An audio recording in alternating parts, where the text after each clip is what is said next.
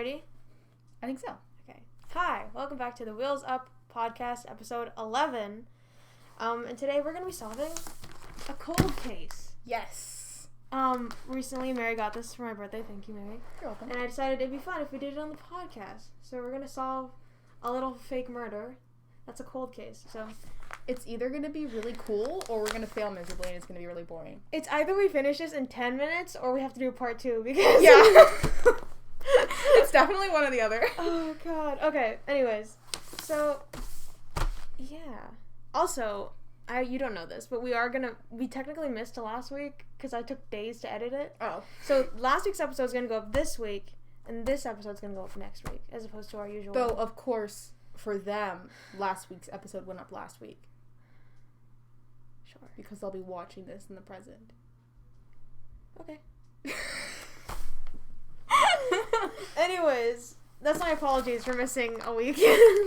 But yeah, so let's So I guess first we'll open it and show you guys everything that's in it. the contents. What if we solved it as we opened it? Like, it's that easy. I'm definitely gonna guess. I'm gonna make a gut feeling guess when we first look at the suspects, and then we're gonna see if I'm right. I hope that it isn't too obvious. Like, I hope it isn't just like It's gonna be the meanest looking guy. The only one with tattoos and like an earring. It's gonna be the one where it's like we have 3 suspects: a 5-year-old, a 10-year-old, and the abusive husband that constantly flew into rage. Who is it? God. Also, we're masking today because COVID's getting pretty bad. It's kind of scary. But we have been testing. We've been testing pretty consistently, and we don't go out that much. Yeah, we don't see that many people. It's literally only us and like maybe one other person. Why don't you show them through that? All right, through that. We'll just like show what's inside and how it looks like. Okay, first we have an evidence envelope, and the photographs little box is crossed off. This is so exciting. Oh, they're like actual photographs. Obviously, there's not, but we made. Oh, this one's a dead person. Let me see. Oh wow. Yeah. We were making jokes. It's a skeleton. We were making jokes that it was gonna be like freaking brutal, and then there's like no, like severed limbs in here. No, like it was the actual limb.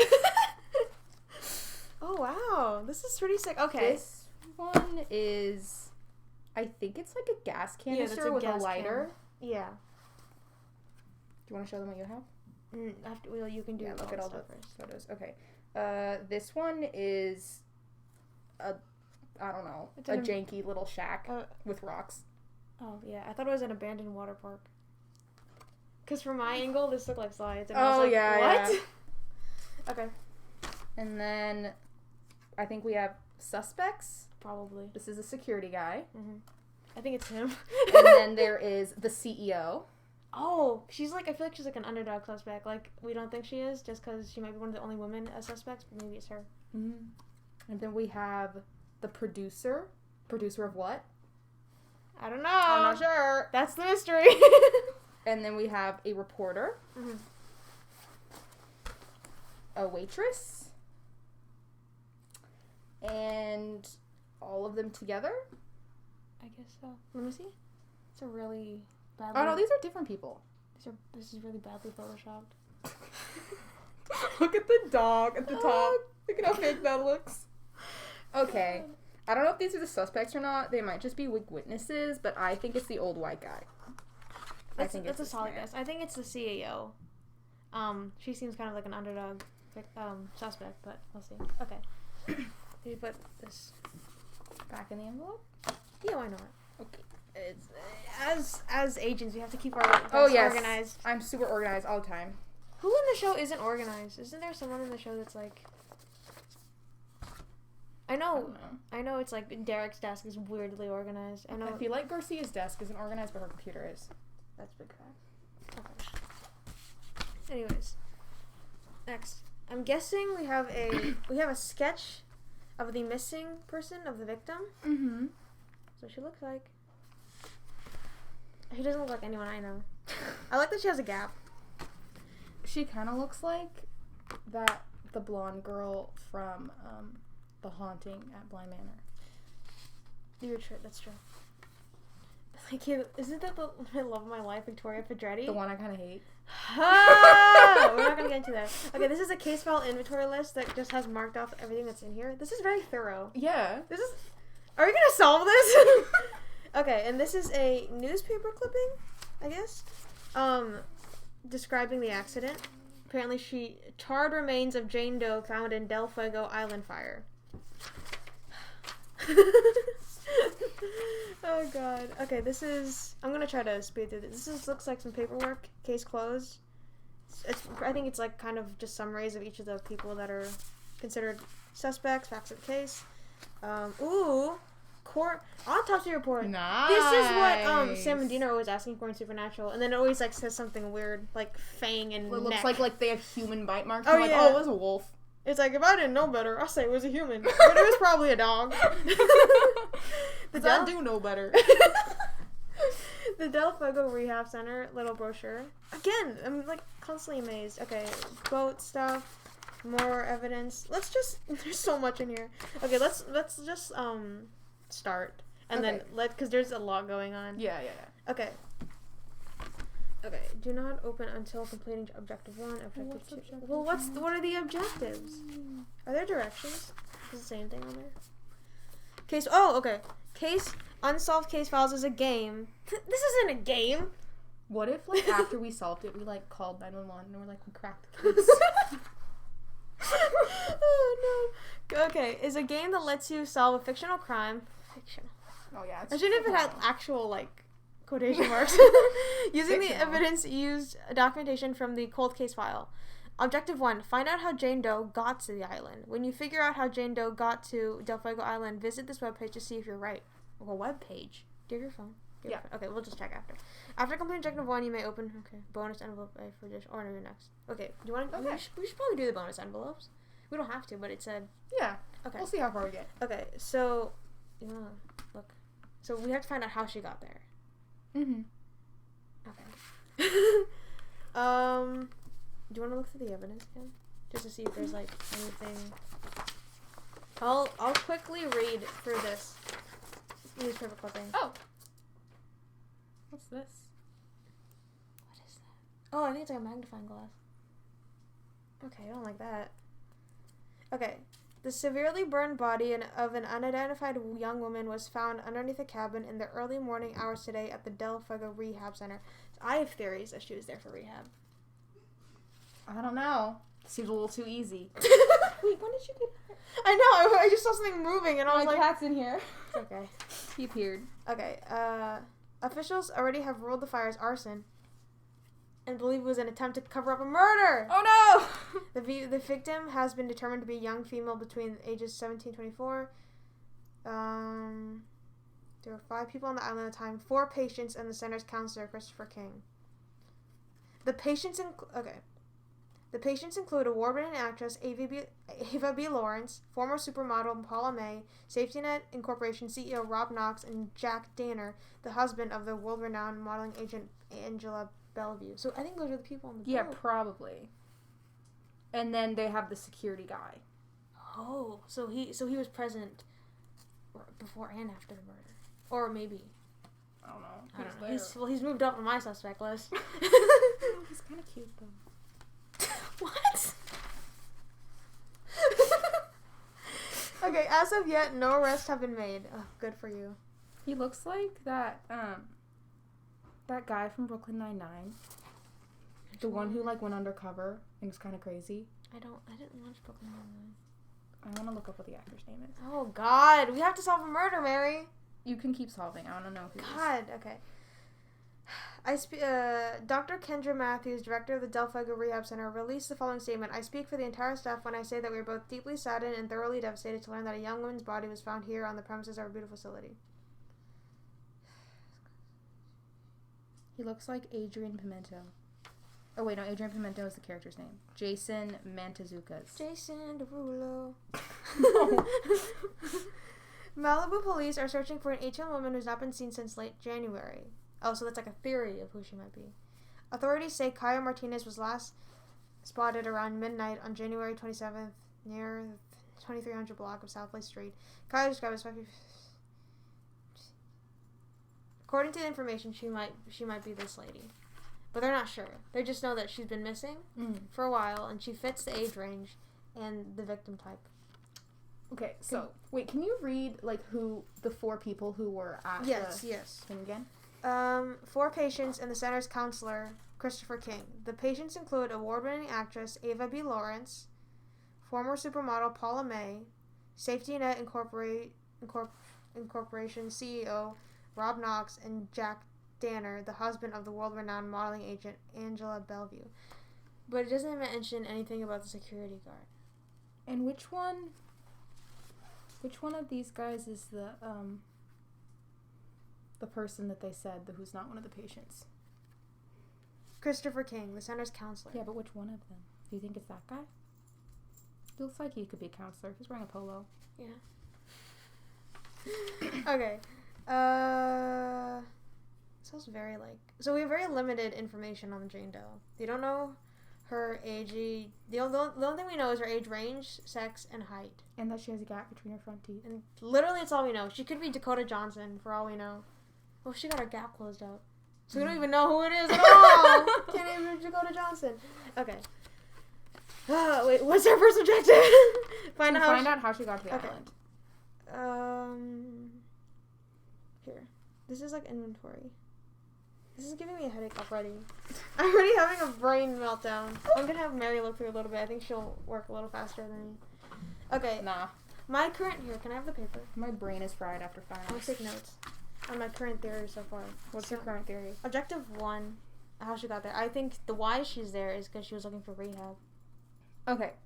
So, the prime suspects are Christopher King, the addiction counselor, Paula May, Jack Danner, Ava B. Lawrence, and Rob Knox. So, the prime suspects are the counselor and then the 4 other patient people. Oh, so not the security guard? He's not mentioned. I bet it's him. I bet it's him too.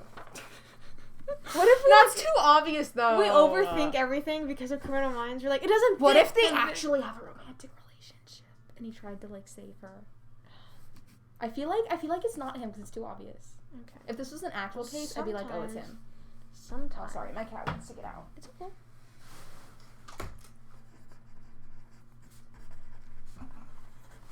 Okay, well, if my theory is correct and she actually went there for rehab, it's a possibility she might be a high-risk victim.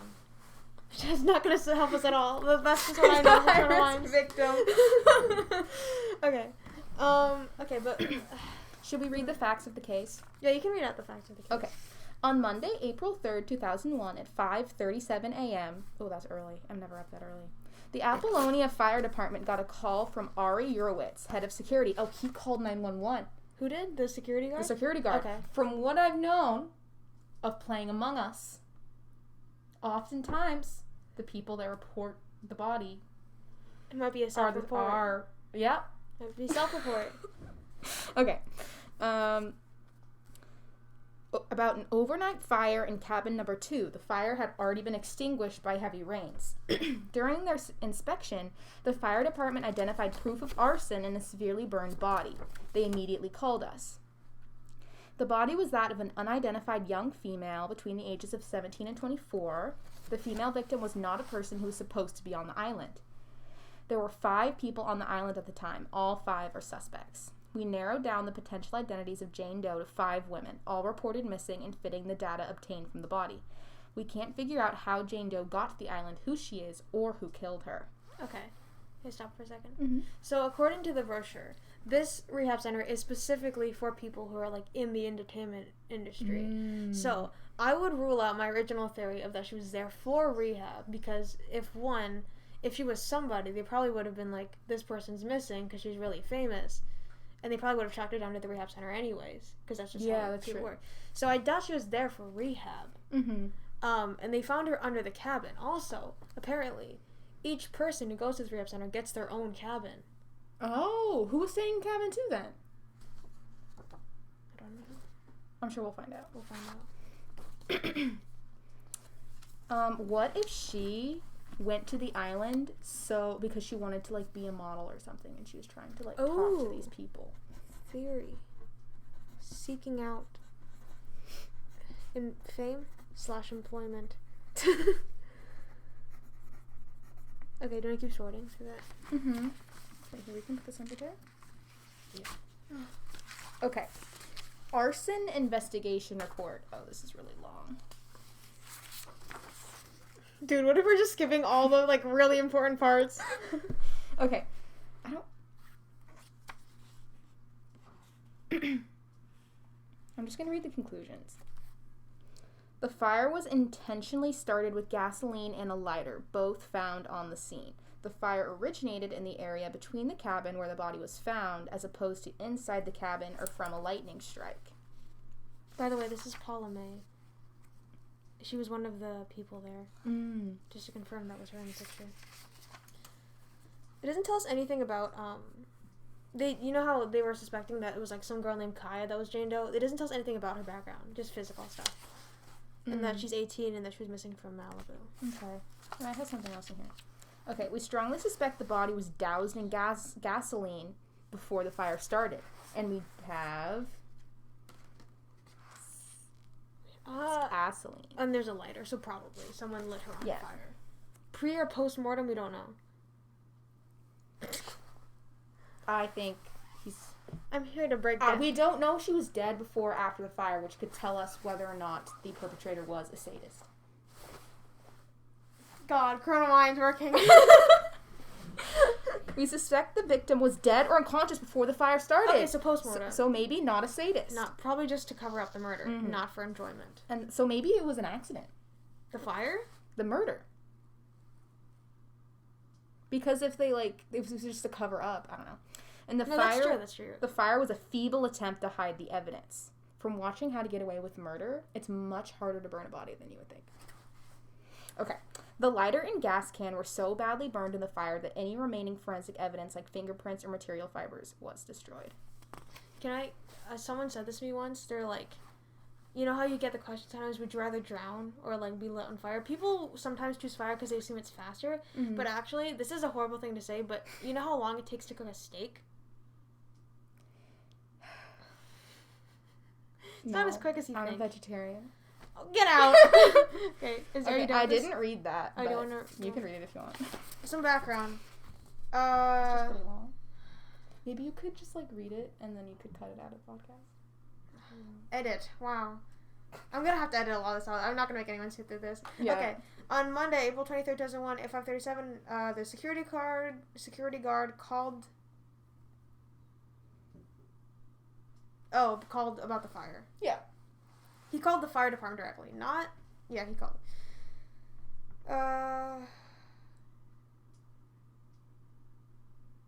Okay, this is interesting. Mm-hmm.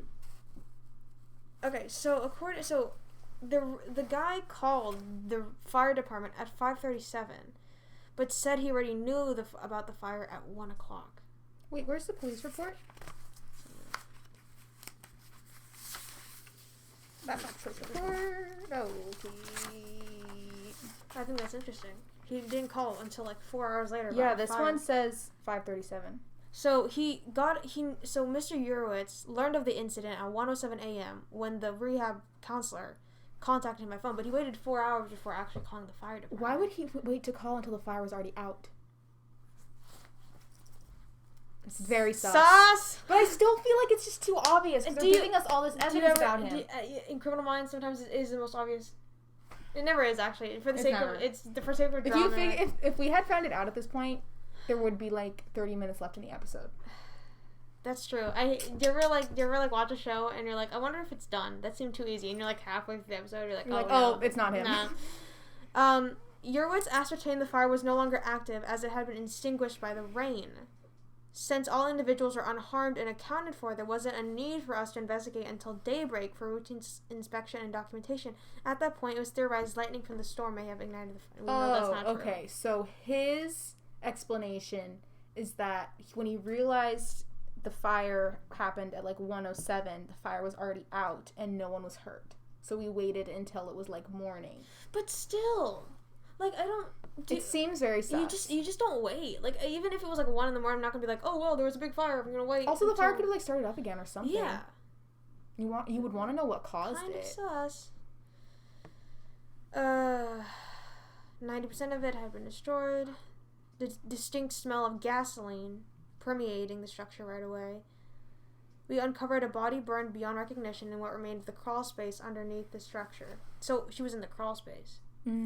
Immediately upon making the discovery, we called the Apollino PD at 8:24 a.m. The heat signature, along with the evidence, clearly showed the majority of the gasoline was poured on or near the body, and that is where the fire originated. So, obviously, arson.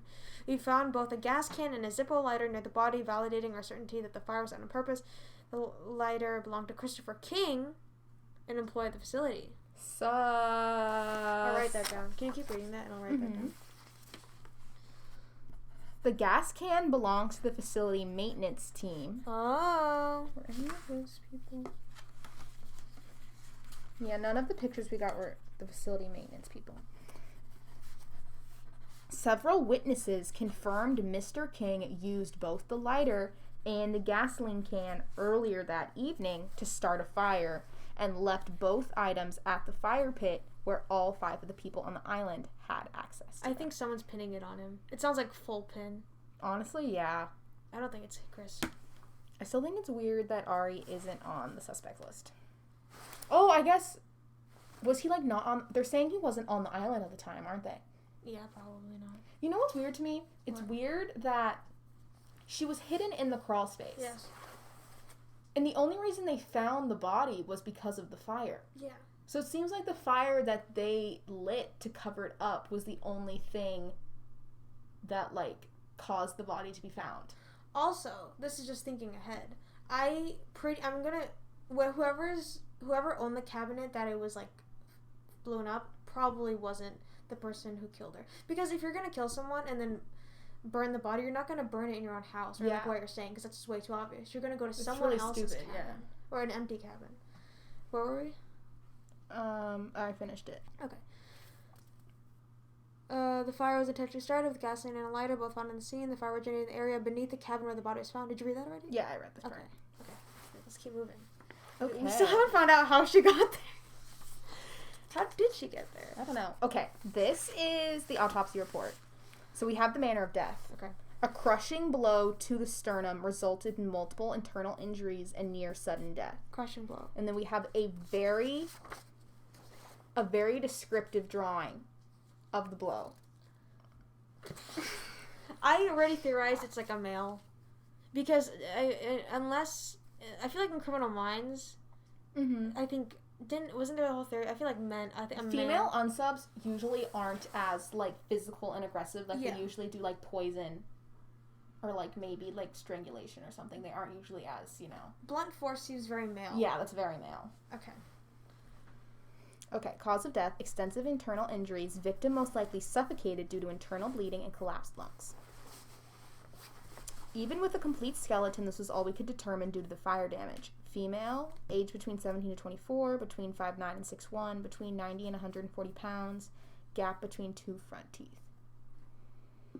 If this is from 2001, it could be Dakota Johnson.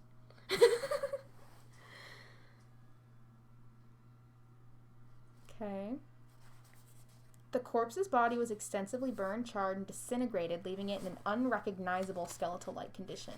Our investigation concludes that the victim was killed by direct crushing blow to the sternum, resulting in several broken ribs and both a severe rupture to the aorta and the collapse of both lungs, leading to cardiogenic shock.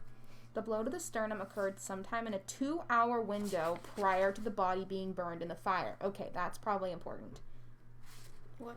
She was killed 2 hours before the body was burned. 2 hours before. So, okay, so it either, one, sounds like someone, it wasn't like an accident. She got like a violent kind of fight with someone. They hit her. She fell. Oh, she Someone fell? pushed her or something. I don't think maybe. Someone pushed her out of anger, probably, and then they freaked out. I have a theory that if there's that much of a waiting period between someone dying and them burying, someone must have walked in. That's my theory. Maybe. So there's an accomplice. There's lots of rocks around the cabin, so I think she could have been like pushed off the roof or something, and like a rock hit her sternum. Makes sense. And she like died of the blow. Okay, so if that happened, then she probably had to be carried back up to the cabin, right? if she fell down the rocks. So I say it's a male because if usually men are the ones who are strong enough. I'm not saying no, women can't do it, but like, you know, if we're gonna go by criminal mind standards, at least a man had to carry her back up the rocks into a cabin and light. If not, 2 people then. What do you think? That is. There's a number. I think it says CF8069S. It looks like something that they poorly edited into the photo. Well, then we'll just take it. So it's probably important. We'll just take it in. What is it? CF8069S. CF80698S? Just S. Oh, just S. Okay. I mean, I think it's S. So it doesn't match up any of the boat specs here. But yeah. So again, so this is what they're saying. So we saw a picture of the boat earlier. So they were all on a boat, probably. So I think that's how the celebrities got there. Sounds like somebody. Maybe she was a stowaway on the boat. Yeah. Maybe that's how she got there. Maybe Ari helped her stow away on. Theory. Stow away. We were unable to determine anything about the attacker from the injuries due to the extensive fire damage, although the blow appears to have required great force.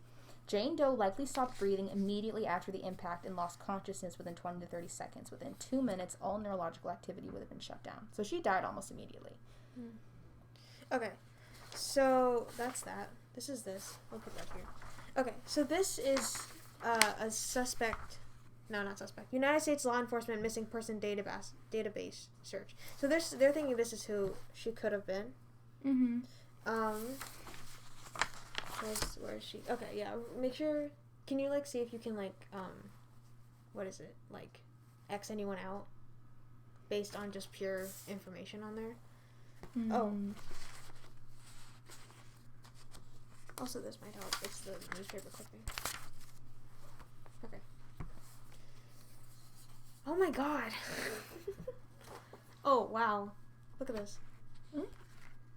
Oh. There's so much stuff. That doesn't look like the guy in the photo. I'm never going to be a detective. This is too much paperwork. Okay, missing persons report. Oh, Paula May does not look good. Okay. Oh, yikes. She has, bruises. I don't know.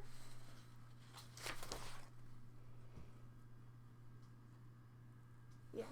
Just look for that. Okay. So I have a missing persons report here for who? Okay, so apparently this is a missing persons report for Jasmine Leigh Barstow, also known as Jazzy. So I'm guessing this is someone who... Is she on there? Yeah. Jasmine.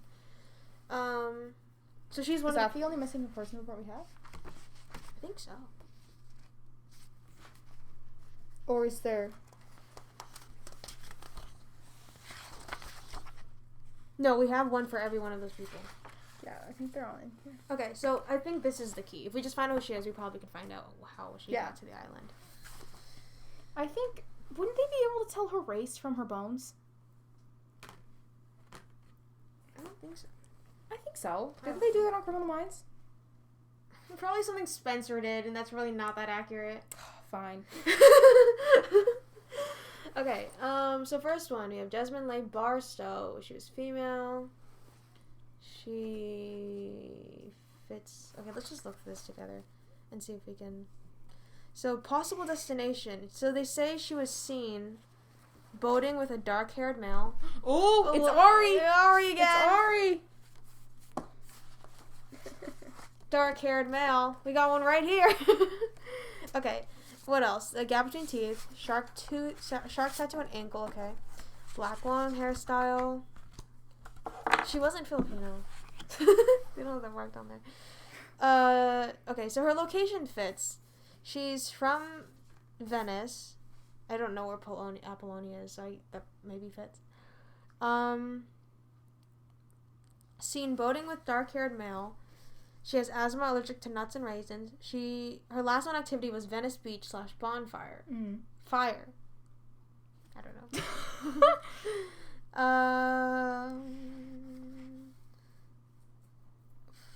Broken nose from a nasty volleyball spike. Look at her nose. Does it look broken? No. My daughter was last seen on the night of June 16th. When did this happen? It happened on April 22nd, or early in the morning on April 23rd. Mm-hmm. Why is there no date on here? I hate this. Yeah, April 23rd. Okay. Early in the morning.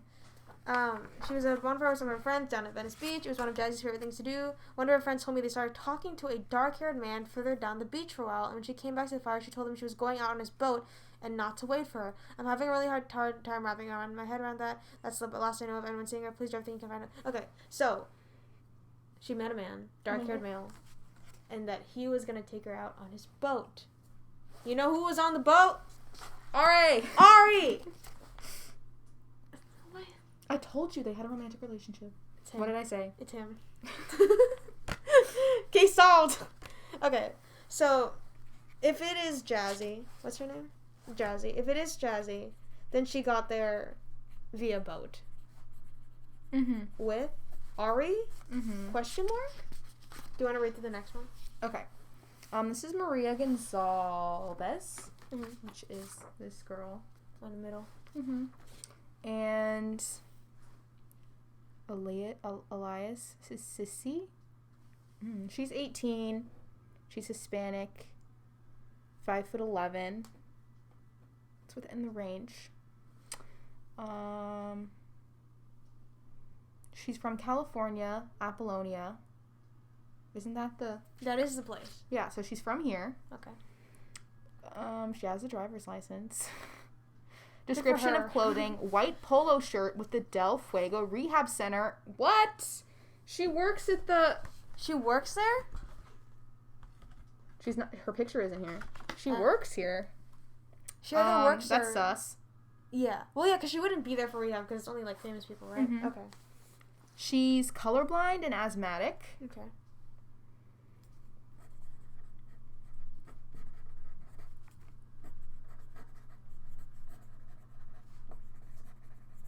She was last seen on the 20th. So a couple days before the fire. Mm-hmm. On April 20th, Maria was fired from her job as housekeeper at the Del Fuego Rehab Center. And on the 23rd, her mother filed a missing persons report. Hadn't answered phone all weekend, missed sister's birthday party. Mother checked on her on the 23rd. No one answered the door, but her car was home. So... But there's a new... Wait, did we get a... There's a new waitress. Wendy Enders. She killed her so she could get a job. Okay, wait. So it says she had been missing, since the 20th when she was fired. But when did the fire happen? On the 23rd, right? Yeah. Wait, did they give a...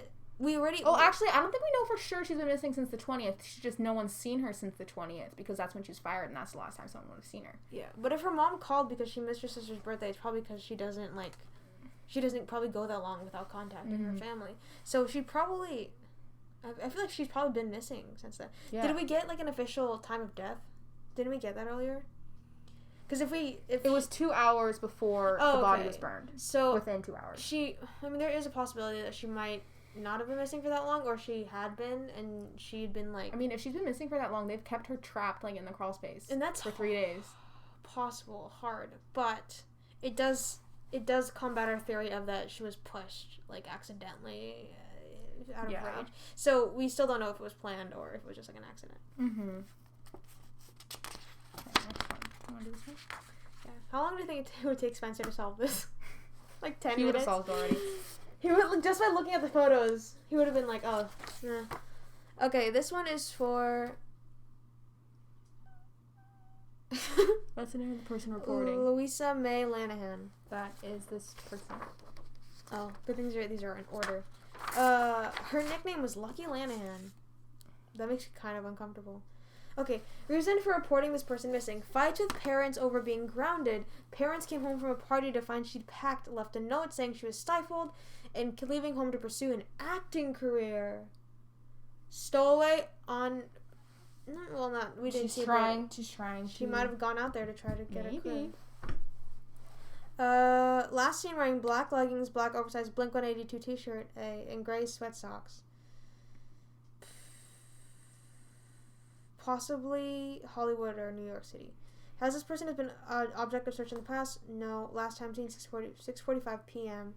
on Friday. She lost her pinky toe on her left foot, and they didn't say that in the autopsy report. I think they would have mentioned that, don't you think? Probably. That she was missing the bones on her right pinky toe. So we might be able to cross her out. She's at the bottom of the list right now. Yeah. Okay, so it says here. Okay, so she hasn't been seen since March 16th of 1998. Oh, so she's been gone for a while. 3 years. I think she's probably at the bottom of the list. Yeah. It seems kind of odd. The last one's been gone since 1995. Oh. She's asthmatic. She has, double jointed.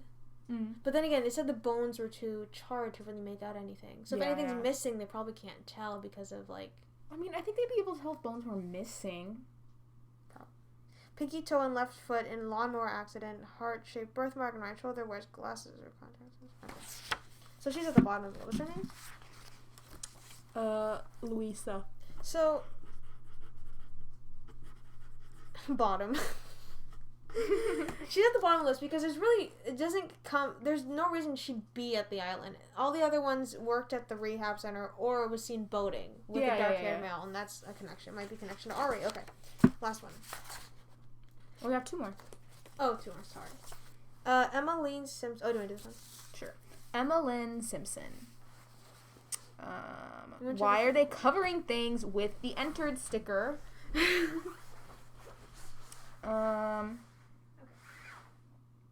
She has an appendicitis scar. Okay.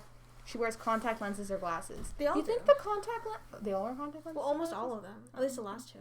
I mean, don't you think the contacts would they burn up in the fire? Wouldn't they be in her skull? No, I think they burn up. So there's just contact lenses in her skull, badly edited on. Okay. She has brown dyed hair.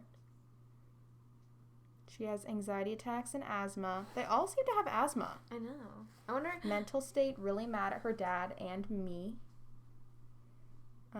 You personally? Yeah, me. She's not a nerd. She was last seen in Warrens, Wisconsin. That's far. Yeah. Last seen night before she left. Possible destination, LA or New York. Can I say something? Okay, so we might have a victimology type. I'm just kidding. If this is not a serial killer. If this were a serial killer, I would say... No, but these are... If this were like Chrono Wines, I would say that this victim and the last one both were going to NYC or LA to pursue some career. But that's not it. I mean, also, they're just the body was found in LA. True. Maybe. Hobbies and interests: modeling, photography, music, helping out, piano. She kept close to home, mostly helping her dad and I around the farm. YMCA, 4-H, last school attended, Nelson Dewey Academy. Also frequently hangs out at Dairy Queen. Doesn't have a car yet. She wanted to go into modeling in a big city like LA or NY. Her dad and I were against it because those places are full of questionable people. She was really mad at us about it too. It broke our hearts. We saved up and brought us a trip to LA for a few weeks so she could pursue her dream. Only problem was we were holding out to tell her about it on her birthday tomorrow, but she left not knowing, and we think she left because she thought we were holding her back. My heart's in a million pieces. Okay. So again, not a whole lot of information. No, not any obvious reasons to think she'd be at the island. Mm-mm. Or would be involved with anyone at the island. Okay, I think this is the last one. Yeah. This person was went missing in 1995, so I feel like it's probably not her again. Oh, you want me to do? Oh yeah, sorry. Sure. Her name is Kim Rose Sun. She's Asian. Gap between 2 front teeth. Detached toenail, big toe, left foot. Wears glasses or contacts. They all do. Kim Soo. Mental state distraction. She also has asthma. Why are they all asthmatic? That's interesting. Missing from Apollonia. So she's from Apollonia. Yeah. So she's, again, probably on the island. Designing her own clothes, has mild asthma, Honda Civic, hatchback, red. People, please help. We are so worried. My daughter Kim is missing, and the last place she went to was the Apollonia Marina to take pictures of the sailboats. What's her name? But that was 6 years ago. So? She might have just been living on the island. It does say she's from Apollonia. True. Sorry, I'm gonna just take... So Kim... Says she can't swim. So, maybe she was... God! This is so hard. Okay, so... Okay, I think it's... Okay, so So we have to find out how she got there. But we don't know who it is yet. Okay, but say if it was Jazzy. Mm-hmm. So she was the one who went on a boat with Ari. Yes. Well, who we think is Ari. So if it is her, that's how she got there, we're going to say. With Maria, she worked there, was recently fired. Yes. So, again, probably lived on the island, probably took a car or whatever, how people get around there, like, normally. So, probably already I think there. that the rehab center is on a little island. Okay. That, like, isn't part of, like, the city. Oh, okay. So, right? So she probably, like, boated there or something? Or, like, took her usual thing? Maybe she, like, never left. Maybe she was fired and she never left the island. That's true. Maybe there's probably, like, a living space for employees. Maybe. Okay, so at the top of our list is Jazzy and Maria. Louisa, Emma, and Kim. Oh, Kim maybe. But, again, really no reason to be. I think it'd be strange if she was on the island for 6 years. Yeah. Okay. All right. Should we look at the witness statements of, like, the suspects? Wait. Mm-hmm. Should we just do a guess and then check if we're right? But it's gonna tell us what the right answer is. I think you just pick and then it tells you if you're wrong or not. We can look. What's the website called? It's on the... Do you agree that it's probably Jazzy? Probably, but I feel like they put her first. I wouldn't overthink on that. If you think it's someone else, then we don't have to put it in. Well, that's not what we're guessing. We're guessing how they got to the island. Oh, What if it's none of them? We have to create our own character. It's a self-insert. It's me. Self-insert murder. Okay, no. I think it's Jazzy, and she got there via a boat with Ari stowed away. With the other celebrities. Okay. It makes sense. I just feel like that's too easy. We've been recording for 40 minutes. We have to have we? Yeah, we have to do something. Fine. We can record longer than usual because a lot of it will probably get cut out, but I'm just saying that we should probably do something. Okay. What's the website? Unsolved case. What if it just directs us to the actual FBI website? Figure it out yourself. God. Jane. 1. How did Jane... Oh, there are options. There are options. Okay. She swam from the mainland. She hid inside the Captain Hooked. That's the boat. She was smuggled inside someone's luggage. She was already on the island when they arrived. She took a separate boat. She jumped from a plane with a parachute. She was disguised as someone else. She took a one-person submarine. All of those are very... I think... Okay, so it's either... I think she either hid inside the Captain Hooked with Ari, or she was already on the island when they arrived. If it's not the second option, it's definitely she was already there. Because all the other victims seem to be already there. Ah! Don't quit the answer. I told you! What? It's not... It's too easy. What is it? What was it? It doesn't tell you? Oh, it says that's not how she got to the island. Okay. She was already on the island. If she took a one-person I told you! Okay. So she was... Okay. Maybe she swam. Okay, so not already on the island and not on a boat. So then I think it rules out Jazzy then. I mean, it could have been a different boat. That was one of the options. It was a different boat, not the Captain Hooked. just want to rule out someone. There's like to wait We too many haven't options. even looked through all the things. Okay. If this recording isn't fun, we can just not use it. No, it'll just be like a really long. It'll be one of those, those like time lapse, and then I'll just like leave the funny parts in. Okay. All right. So our first witness statement. I'm so glad I didn't open this by myself. Would have killed myself doing this. God. Oh, sorry. Okay. Okay. This is Christopher King. This is his photo. You see? He looks pretty annoying. He looks photoshopped. Yeah. He has some smoke on his clothes. Some soot. Oh, that's true. Looks sus. Wait, no, was it? He was the one who called, right? Oh, yeah. About the fire? Mm-hmm. So he was... No. Ari called about the fire. He's the one who owned the lighter. Well, no, but wasn't he the one who called Ari? Yes. Someone called Ari. Yes. So he knew about the fire even before the security guard. Suspect 1. Okay. He's divorced. Oh! Sounds sus. Sounds like a stressor.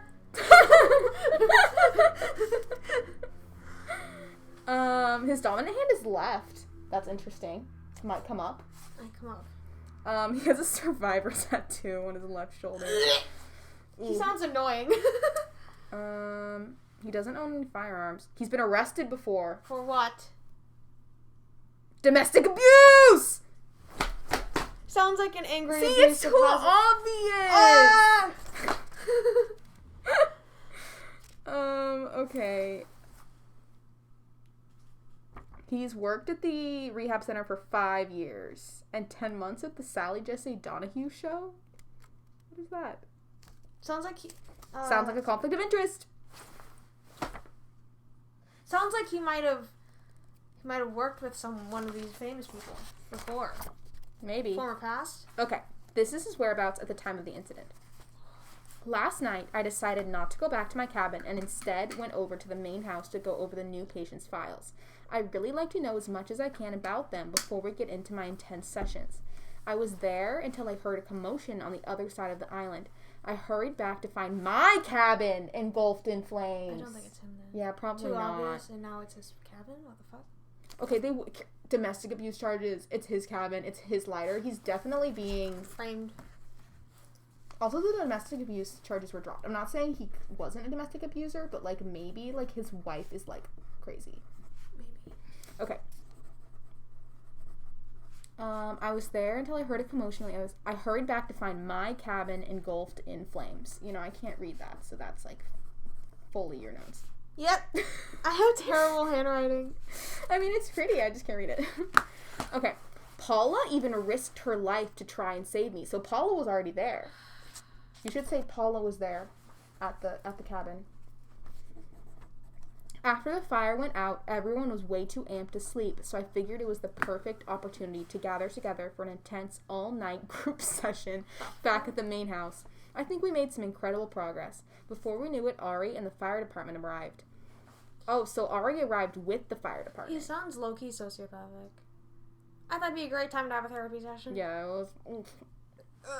I didn't know what to say about the dead body, but had absolutely nothing to do with it. This whole thing is a lot to process. Watching the cabin burn to the ground along with my entire collection of rhyming motivational one-liners He sounds was really disturbing. You know what he sounds like? You know when sometimes in Criminal Minds they set up someone who's really obvious? Yeah. And they're like, it's him, it's He's totally definitely he's just so easy to blame. Yeah, I don't think it's him. The fact that he's more disturbed about his entire collection of rhyming motivational one-liners being burned than the dead woman. He says, I was in talks with a publisher and I'll have to start over. Not sure I even have the heart to start. If it's him, I'm gonna sue. I'm gonna email the company that makes his file because that's way too fucking Yeah, that's not fun. Okay. What is that? Witness statement. God. Oh, I got it. Witness statement by Dr. Kendra Matthews. That's so long. Oh, it's the CEO. The person you think is the person. Ooh, I want to read the interview. Do you want to be the detective or King? I want to be King. Okay, I'll be the detective. Okay. This is interview with one of the suspects, Christopher King. Okay, I'm the detective. Mm-hmm. She's the suspect. Okay, detective. Please state your full name for the record. Christopher Aiden King. And you're the addiction counselor here, right? For how long? Yes, that's right. I've been a counselor here for 5 years. Are you famous? I feel like I've seen you before. Are you an actor now? Are you an actor too? Not an actor, but I am famous. I'm a regular on the Sally Jesse Donahue show. Asshole. Yeah, that's where they're always throwing chairs, right? You're also a former addict? Yes, to being a former addict. It helps me, relate to the patient. That must be a great asset. I suppose otherwise it'd be like blind leading the blind, if the counselor didn't practice what he preached. Right. If a drug counselor got caught using, he'd lose his license, right? Right again. Makes sense. How long have you been clean? Going on 9 years now. Good for you. I understand a few days ago, a staff member reported seeing you take drugs from the holding cabinet where stuff sometimes smuggled in by the patients is stored. Ah, yes. That was her story.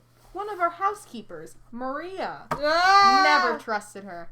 I actually caught her rifling through that cabinet, and she fabricated the story about me taking drugs instead of her. They didn't take her accusation seriously as they checked her purse and found a bunch of Paracets. Accusing me was a sad attempt at saving herself. Mary meant Percocets. Oh, whatever. It's okay, because you're sober.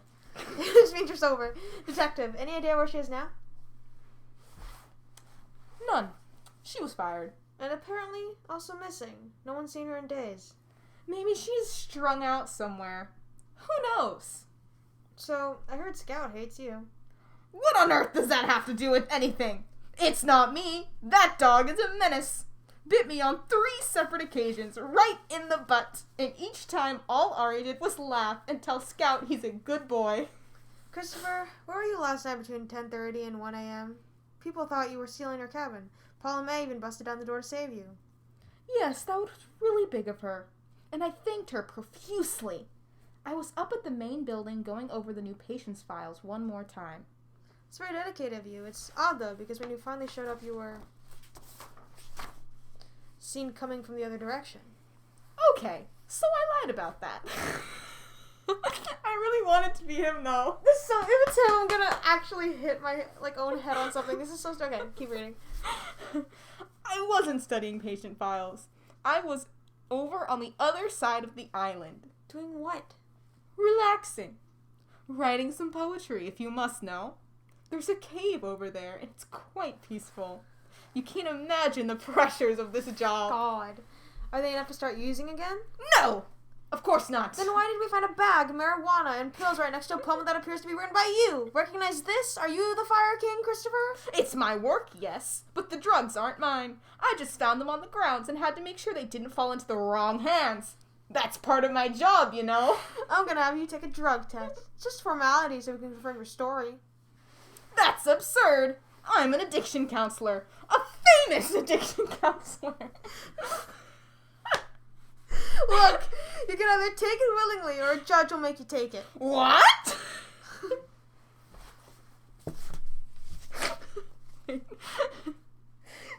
Look, there's absolutely no reason for you to do that. Or you could just tell me the truth. Okay. I occasionally smoke some weed. No big deal. It helps me relax. And the pills were for a recent back injury I aggravated at the dock. He was at the dock. The pills weren't prescribed to you. What's with all these questions? I'm an addiction therapist. I'm on TV. What do you want from me? The truth as to what were you really doing last night. I was at the cave, and I stayed there until I heard the commotion. How did your cabin burn down? Because it was on fire. Don't get cute with me. I heard you're a genius at starting bonfires on damp nights. So? So, I think you set the fire. You're the Fire King. That's nuts. The lighter and gas were at the fire pit for anyone to grab. Were you in love with Maria? That's preposterous. No. Was she blackmailing you? No. For what? She was on pills. You can't trust her. As an addiction expert, I can tell you. Let me stop you right there, Mr. King. It's you I don't trust. You clearly just admitted to using and lying about it, so I'm not really interested in your professional assessments. Well, I just think... Wanna know what I think, Mr. King? I think you burned down your own cabin with her underneath, and I'm gonna figure out why. You're crazy. There's nothing to figure out here. Why did you persuade Ari not to call the authorities till morning? What? That was his idea. The fire was out. Everyone was safe. Not the girl under the cabin. She wasn't safe, Chris. And if it turns out to be Maria, you're going to have a lot more to worry about than just losing your counselor's license. End of interview. Honestly, whoever wrote this script, genius. You know what? That reads like a scene from Criminal Minds. You know what we should do? What? Do you ever, God, you know Drunk History? Yeah. This is gonna take way too much work. You know how Drunk History, they have, like, the original interview and then they reenact it, but the reenactment's just lip-syncing? We should, like, act out the scene and like, lip-sync to our original... Anyway, only if I get to bang the table. Okay, but it did mention the whole, like, why didn't Ari call the cops sooner thing. Because even if the fire was out, wouldn't you still call people? Yeah, but he's saying it's Ari's idea. Okay, so he seems very sus, but I just think he's too... Here's the poem! It's the poem! I am the Fire King! You want to read it? I am the Fire King. A poem by C.A. King. He's a pen name. Well, it's just his initials. Anyway. This is this man. It's... Imagine if it says, I had to kill the girl. Okay, sorry. Okay, this is the poem, I Am the Fire King, a poem by C.A. King. A burning ember from the past gave me warmth but left too fast. I long to feel that heat again, and those flames eternity spends. This is what the soul desires, to roast in such delightful fires, once more, for always, until the end, to be in love and not pretend. The charred remains of hearts gone cold conceals my longing for those things untold. When I'd met you, sparks ignited, so many wrongs in life were righted. You fueled my fire, sent it blazing, for you to me were just amazing. But swiftly things went up in smoke when I caught you with that other bloke. Ew. It had to end with scorching flares. For consequence, I have no cares. You're dead to me. True love smothered. You are, in fact, just like my mother. Oh, he has mommy issues. It's about his ex-wife. No, okay. Maybe His ex-wife that he possibly abused. I bet she was sleeping with Ari. Yes. Okay. If this file is going for painfully obvious, it's him.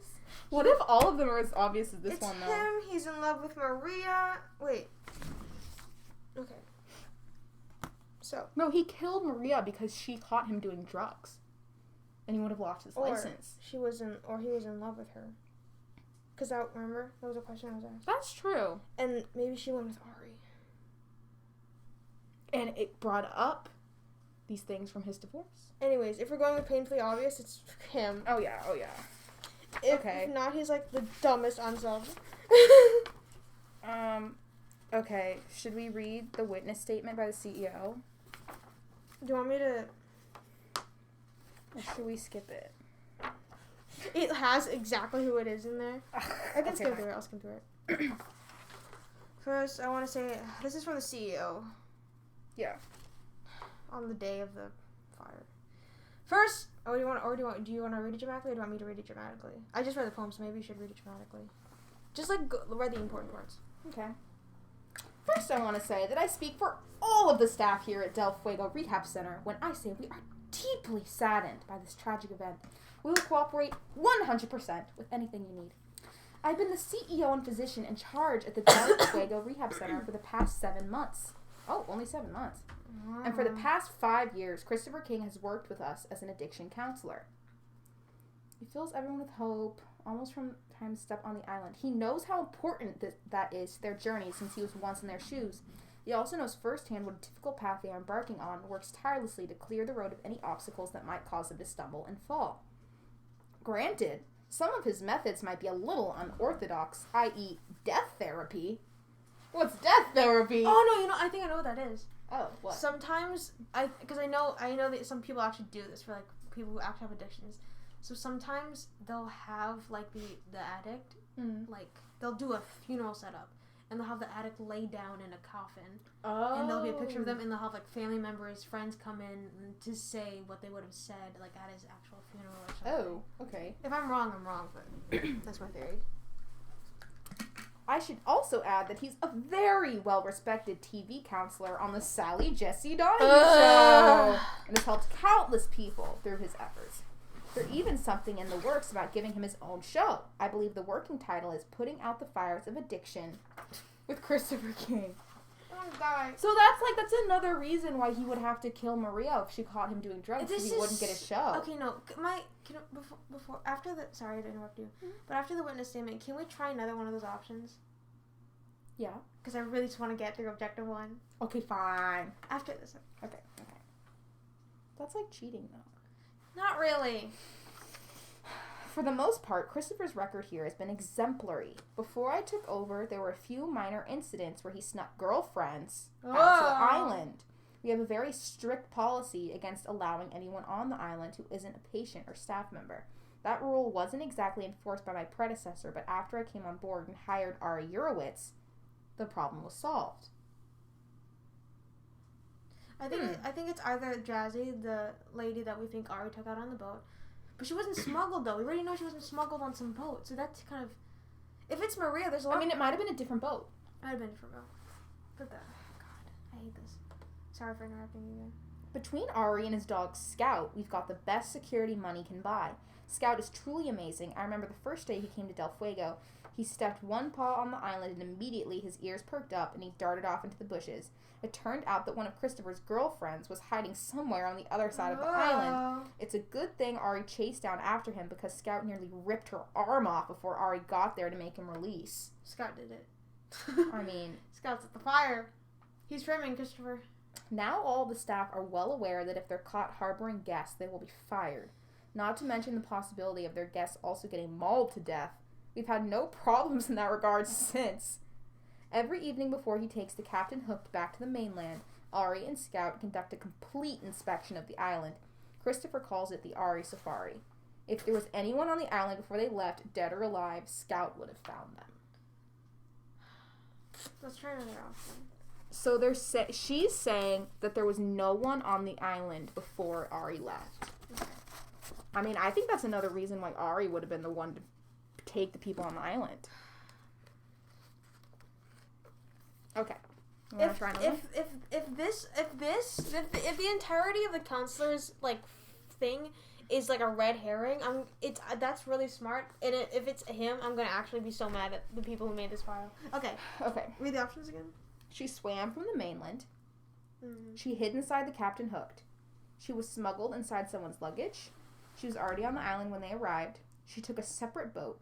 She jumped from a plane with a parachute. She was disguised as someone else.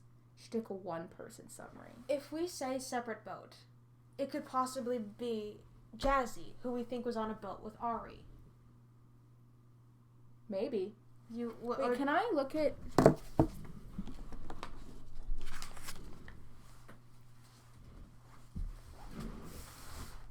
Could you move over a little bit? Oh, yeah. Let me set my phone. Okay, we're good. Also, if anyone's like wondering why I keep looking over there, there's a mirror over here and I keep getting really distracted. Do you think these two people look like the people on the boat? She looks like her and she looks like her. Okay. Because I was thinking maybe this could be... One of them is She could be disguised. Because they said disguised as another person. That's true! So another option you could try. Yeah. Okay. Wait, can you open the options again? Mm-hmm. Okay. So... Is there an option you want to try?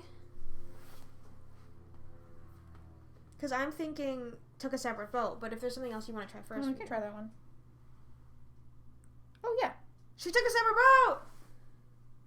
Okay. So, that's one for Jazzy, who was on a boat with a male, who was Ari. Mm-hmm. And Ari is kind of like the perfect, what do you call it? We don't really suspect him because... Well, he hasn't had any bad records with anyone. Yeah, We haven't read anything sus about him. We've read nothing but sus from this guy, Christopher King. Okay, should we look at the next one? Oh, wait! We saw Objective 1, right? Yeah. Did it say anything else? Well, it's just going to the next thing. Okay. Well, then we could open the thing. Bonus envelope. Yeah, but we haven't looked at all of the regular evidence. Fine. Okay, we can open it. Fine. Child of the podcast. If it's But then after this, we're reading through the rest of the witness statements. Fine. If it's more evidence. It's more evidence. It's more. What did you think it was? I could end it all right now.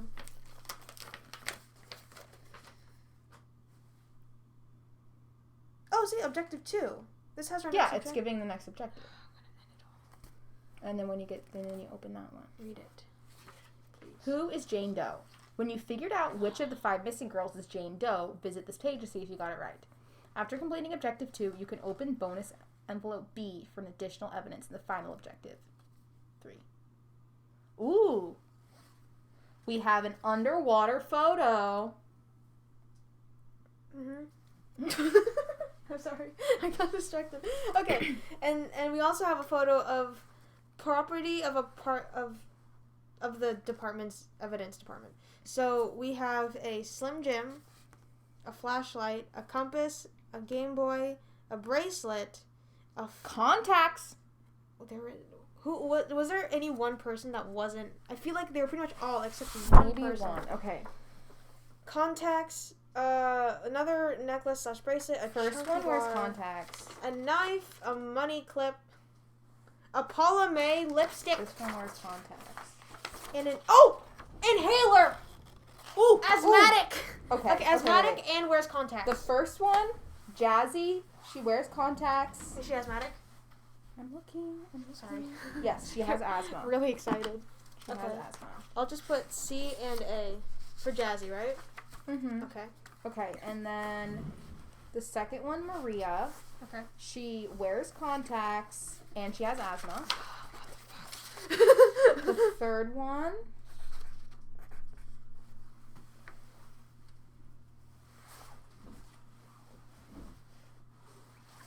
She has asthma Okay.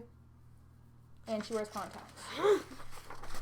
This is probably only gonna X out one person because I think there's only one person who wasn't both of those things. Emma Emma. has asthma.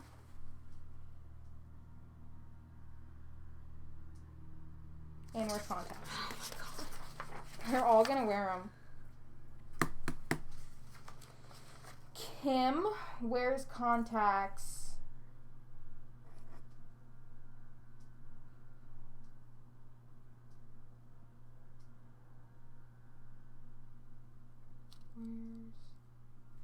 And has asthma. So it's all of them. Frankie. I feel like Spencer when he throws the book. Oh! What? She's a Pisces. When are their birthdays? Is that what that is? Yeah, it's a Pisces sign. It's my sign. Astrology does pay off, kids. Okay. This one, January 28th. That's Aquarius. Okay, so Jazzy, that's Jazzy, right? Yeah. Aquarius, okay. Oh. Maria was born in August, so it's not her. Not Pisces. If this is the thing that like gives it to us. That's so like such a small detail though. It's okay though. Louisa, March, it's not her. Emma.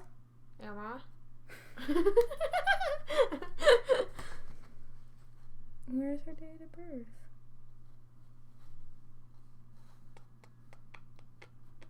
Oh, it's covered. I can't read it. Is it on the... No, wait, just go to the last girl.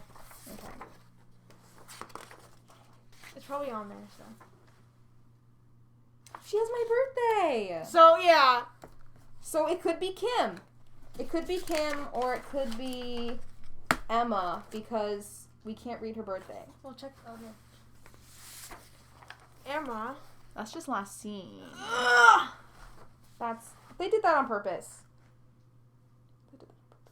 Okay, so probably Emma or Kim, which is weird because we thought it was going to be Jazzy or... Maria. Yeah. But again, I don't think that should how do you say? That should decide it. I don't think that should decide it. Yeah. Oops. Also, because I feel like it's a small detail. Yeah. But we can keep looking. I mean, it could be like her friend's but bracelet or something. that is a really good idea that Mary had. I don't want it to seem like I'm Don't invalidate me. Yeah, I'm not invalidating Mary. I'm just saying that maybe shouldn't be it. There will be a boat. She has a gold money clip. Where's that from? Is it a recognizable symbol? It has an anchor on it. So maybe it belonged to Ari or something. Okay, well, speaking of boats, seems to me there's a little map here. It says, there will be a boat with keys in it at the marina. 2 slips down from the one they take to the island. Captain Hooked. Leave between 9:30 10 p.m. on April 22nd. Approach from due south to avoid dangerous rocks. Okay, so we know she took a separate boat, so this makes sense. Yeah, so someone was helping her get to the island.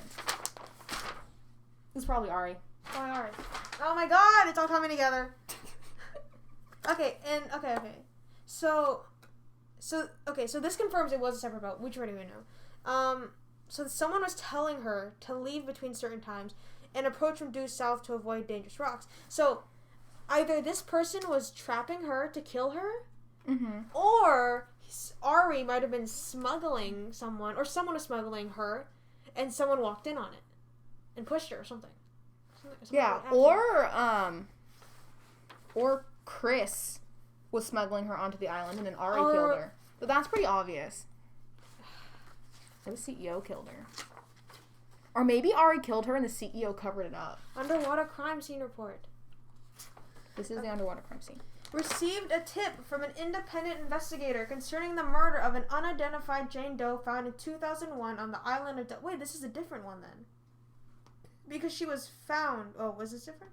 No, this is the same Yeah, I girl. think this is the same. The investigator found washed up remnants of a sunken ship on the shore of Del Fuego Island, matching a sailboat known to be docked at the Apollonia Marina 12 miles north, less than 24 hours earlier. The evidence convinces that Jane Doe had taken that sailboat from the Apollonia Marina to Del Fuego Island and the boat capsized offshore. In response to new information, we conducted a complete forensic dive to look for the wreck and any possible clues in the unsolved cold case. Our dive team, consisting of Lieutenant Gary LaGrange and Stu Hansen, was dispatched to the location, arriving at approximately 2:15 p.m.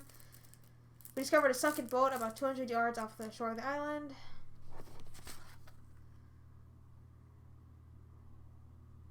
Okay, the bag included a map to the island with instructions written for Jane Doe how to get to the island on the night of the murder. So someone invited her onto the island. Mm-hmm. Probably Christopher. If it's him, I'm gonna throw this entire file out after we're done. Dude. The map with instructions for Jane Doe confirms the items we found belong to the Jane Doe who was murdered on Del Fuego Island back in April of 2001.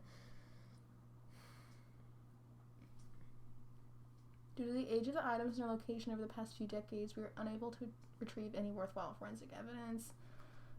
Still unable to determine the identity. Okay. So she has a pocket knife and a flashlight. She seems pretty... With 5 aquamarine gemstones inscription on back of the charm reads "Happy Birthday." So your theory seems very valid right now. I like how they say one medallion has a mysterious symbol. Because the detectives don't know what the zodiac symbols are. Pocket knife. I think the Paula May Passion Pink lip gloss is sus.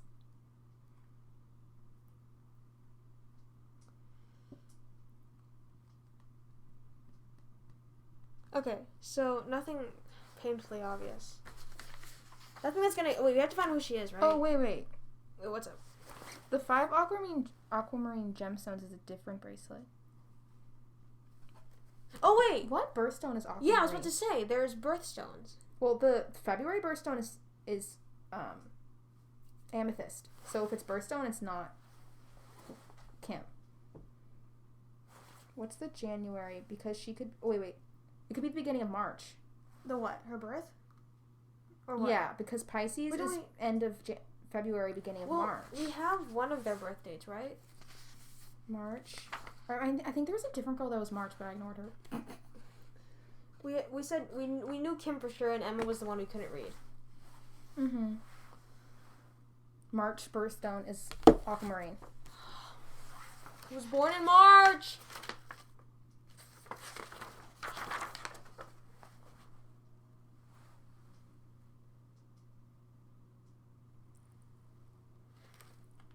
Okay, but What? Louisa was born in March, but it's the end of March, so she wouldn't be a Pisces. Okay. And the birthstones are. If it is March 11th, then she would be a Pisces. My thing is that I think the gemstones are definitely more definite than the symbol. True. And not to say that, I'm just saying it could be a logo as opposed to a. Do you think that's dead on a Pisces thing? Because your theory is valid. Let me show you. It looks exactly like it. Okay, but yeah, it's just the thing is that birthstones are based on months, right? And the zodiac. That's not how you spell Pisces. Whatever. Okay, that's dead on. Yeah, that's dead on Pisces. So Pisces. So And I born think in March. I think we should definitely like look at March more definite than Pisces. So and it's born- not Kim. not Kim. So it's either Emma Okay. or or it could be possibly Louisa if we're ignoring the Pisces thing because she wouldn't be a Pisces, but she is born in March. I think it's Emma. Okay. It's probably Emma, but it could be Louisa. No, I think it would make sense for them to purposefully cover the birthday on the one of the person it is. How embarrassing. So I think we should. Do you want to read her statement again? How old is she? Emma. They covered up her age. We know she was born in 84, so. Oh, she was the one, Dude. who was like, who lived on a farm. If we can't solve this case because of the local police. Okay, so it's probably Do you Emma. want to guess Emma, or do you want to keep going? I think we should read the witness statements. No. Yeah. No. Yeah. I don't want to. Just one more. Fine. Let's read one more. Because Paula May lip gloss. Maybe she was like some psychotic fan. Maybe. Emma May. No, Paula May. Oh, sorry. Paula's also the one that like broke down the door. So she was. So she was the one who's already there. She looks pretty. She looks like she's covered in soot and she has some bruises. Okay. Let's. What do we read? This one or this one first? I can only read this first. Okay. She has an 11 shoe size. That's pretty big. She's a former supermodel. She has 3 cars.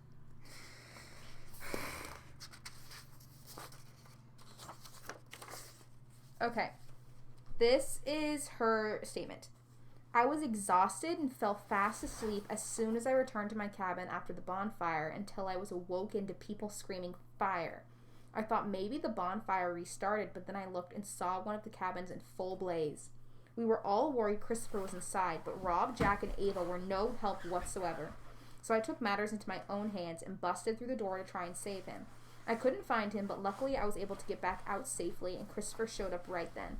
He wound up pushing us into this somewhat disorganized group session that lasted the entire night after that. We had no idea about the dead body until the morning. I honestly don't even know what to think about that because Ari swore to me on his mother's life that the island was 100% clear of any outsiders. Why would Ari need to swear that to her? That's true.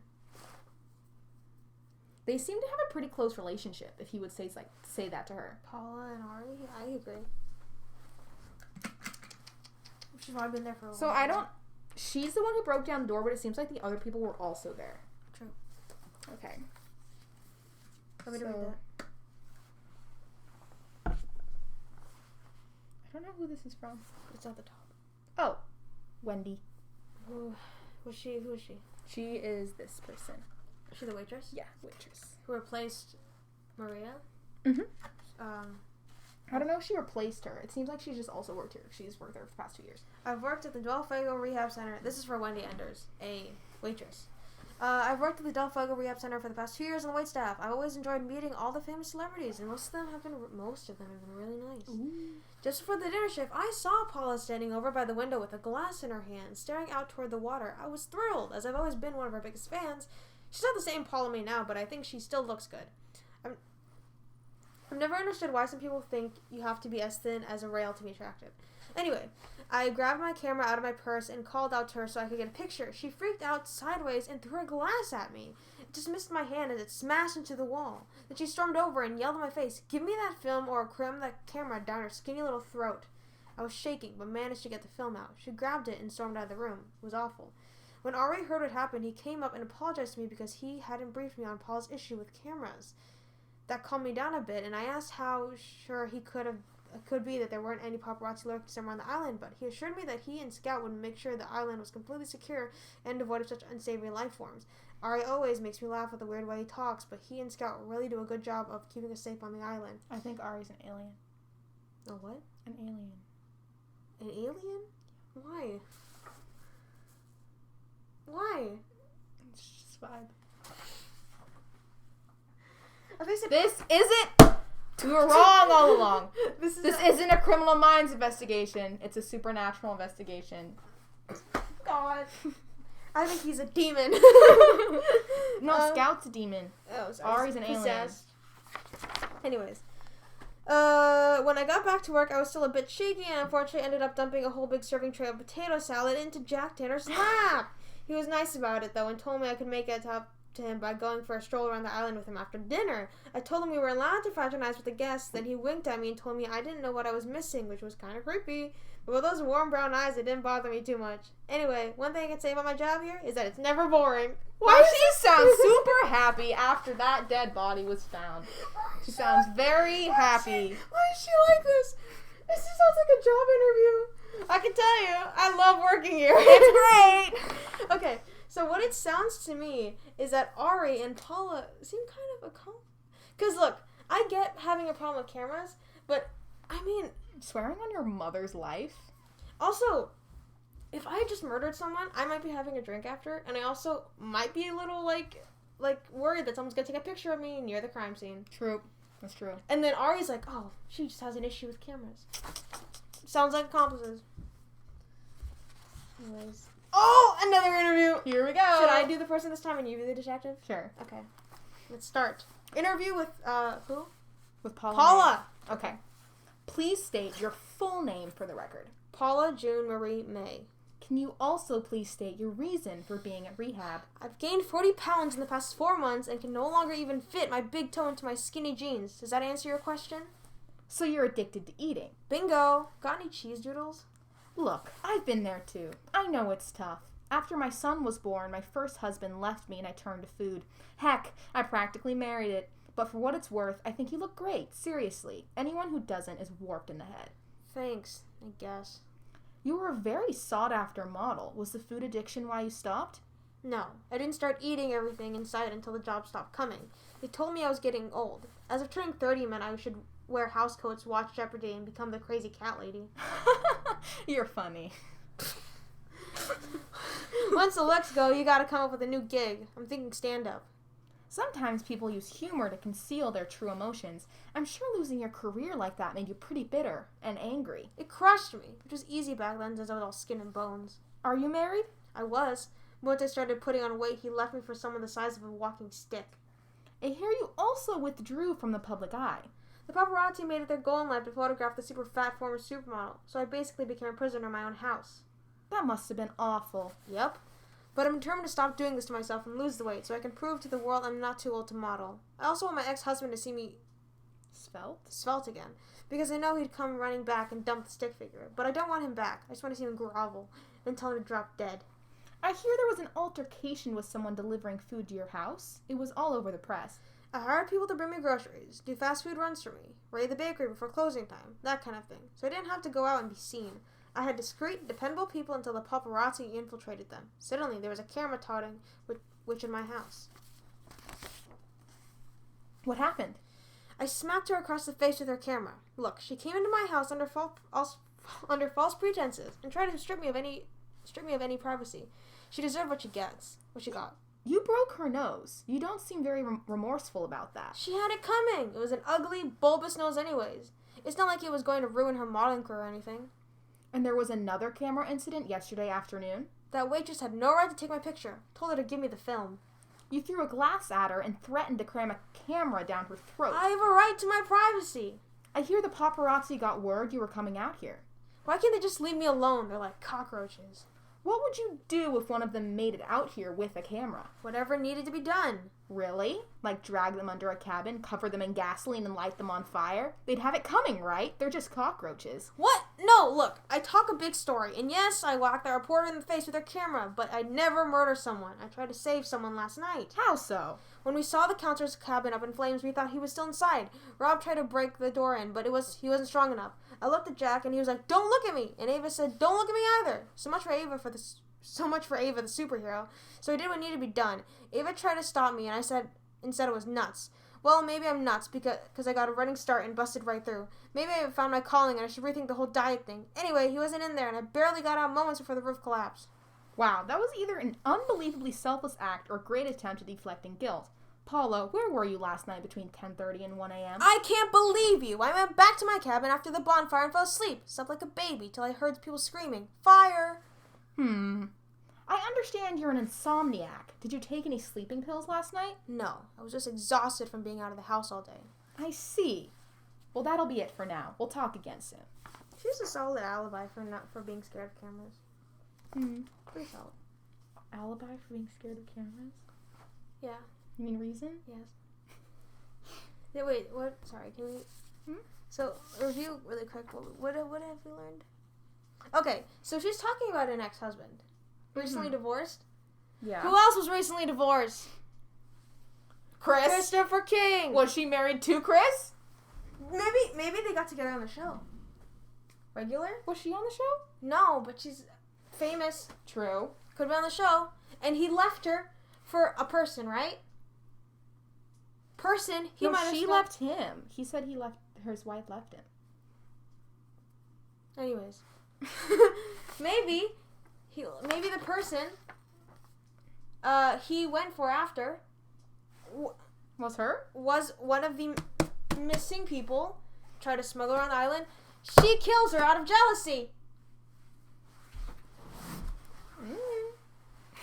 Anyways.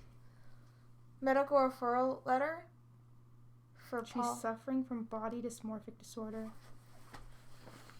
So she has like anorexia? No, not necessarily. Oh, she's gained a considerable amount, but she views herself as morbidly obese, which is not the case. She's also suffering from borderline agoraphobia, where she goes weeks sometimes without leaving her house out of fear that she'll be seen, photographed, or made fun of. She has also been prone to fits of rage since the weight gain and become quite volatile.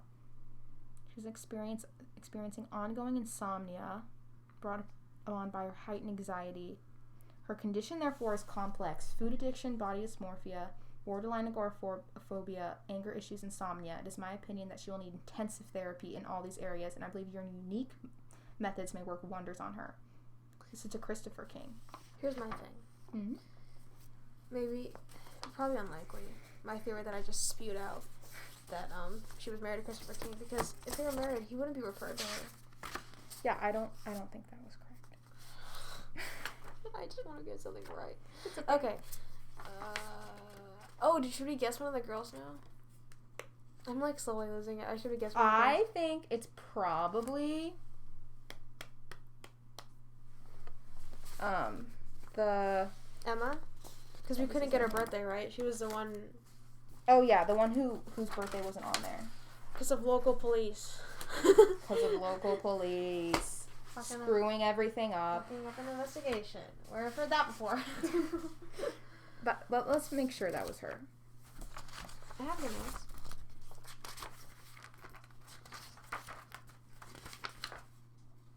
Yeah, Emma. Want to guess Emma? Let's try her. Okay. If it's her, I'm going to be so happy.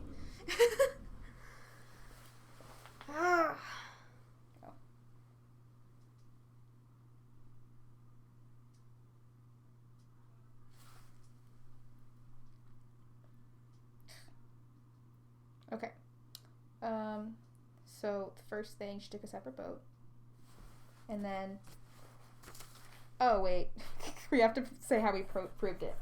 Which two documents prove that Jane Doe took a second boat to the island? Oh my god. Which one was it? Let me see. Oh my god, it has all the documents listed.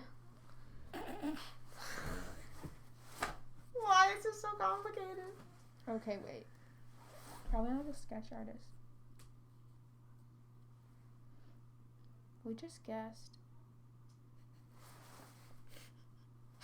Took a separate boat. Hold on. No, okay, one of them definitely... Well, maybe because it had to be that, like, it had to be after Ari left. Yeah, definitely. Well, one of them definitely was the missing persons report, right? Probably the Ari witness statement. Okay. And then what, missing persons report? I'd say so. No, but that doesn't. Oh yeah, it's not the missing persons report, because if we went by the missing persons report, it would have to be Jazzy, because. Oh no, wait, no, it's the witness statement by the CEO that like said that. Okay. Which one was the CEO? Kendra. Never mind, my theory is false. I was gonna say it was one of the missing persons reports, but according to the missing persons report. We haven't read all of the things yet.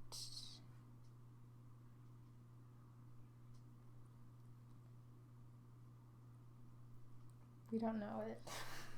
This is why you can't just guess. The most emotionally exhausting thing ever. Okay, should we just finish the reports then? Probably. Okay.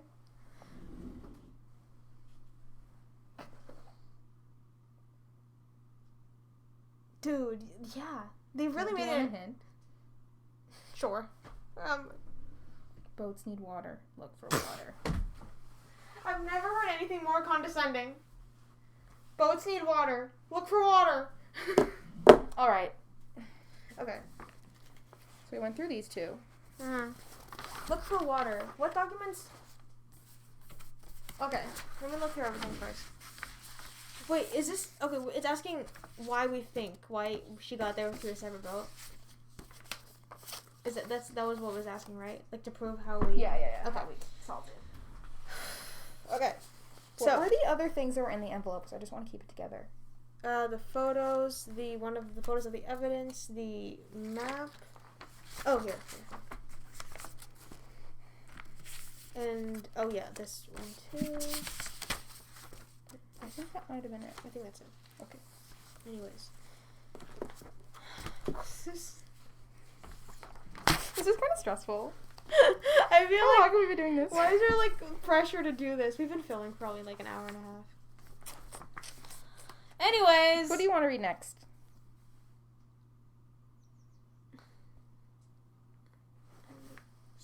Okay. He got potato salad spilled in his lap. He did. And he was like... He seems kind of creepy. Yeah, I'm good. I'll ask you out.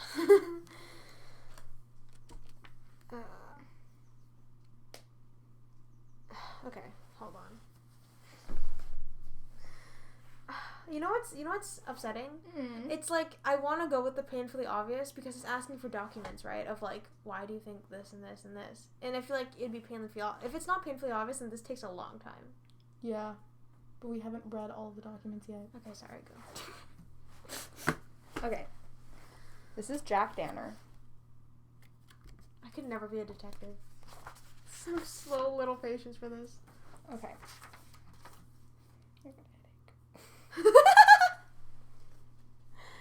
He has a chest-coiled cobra wrapped in barbed wire I hate him. for a tattoo. I hate him. He has been arrested before. For what? A DUI. A DWI? Was it DWI? Driving with under influence. Driving weed under influence. Maybe. I don't know. He works at Belive Modeling Agency as the vice president. Oh, Bellevue? For 8 months. Yeah. Wasn't one of the people... Oh, he was the ex-husband.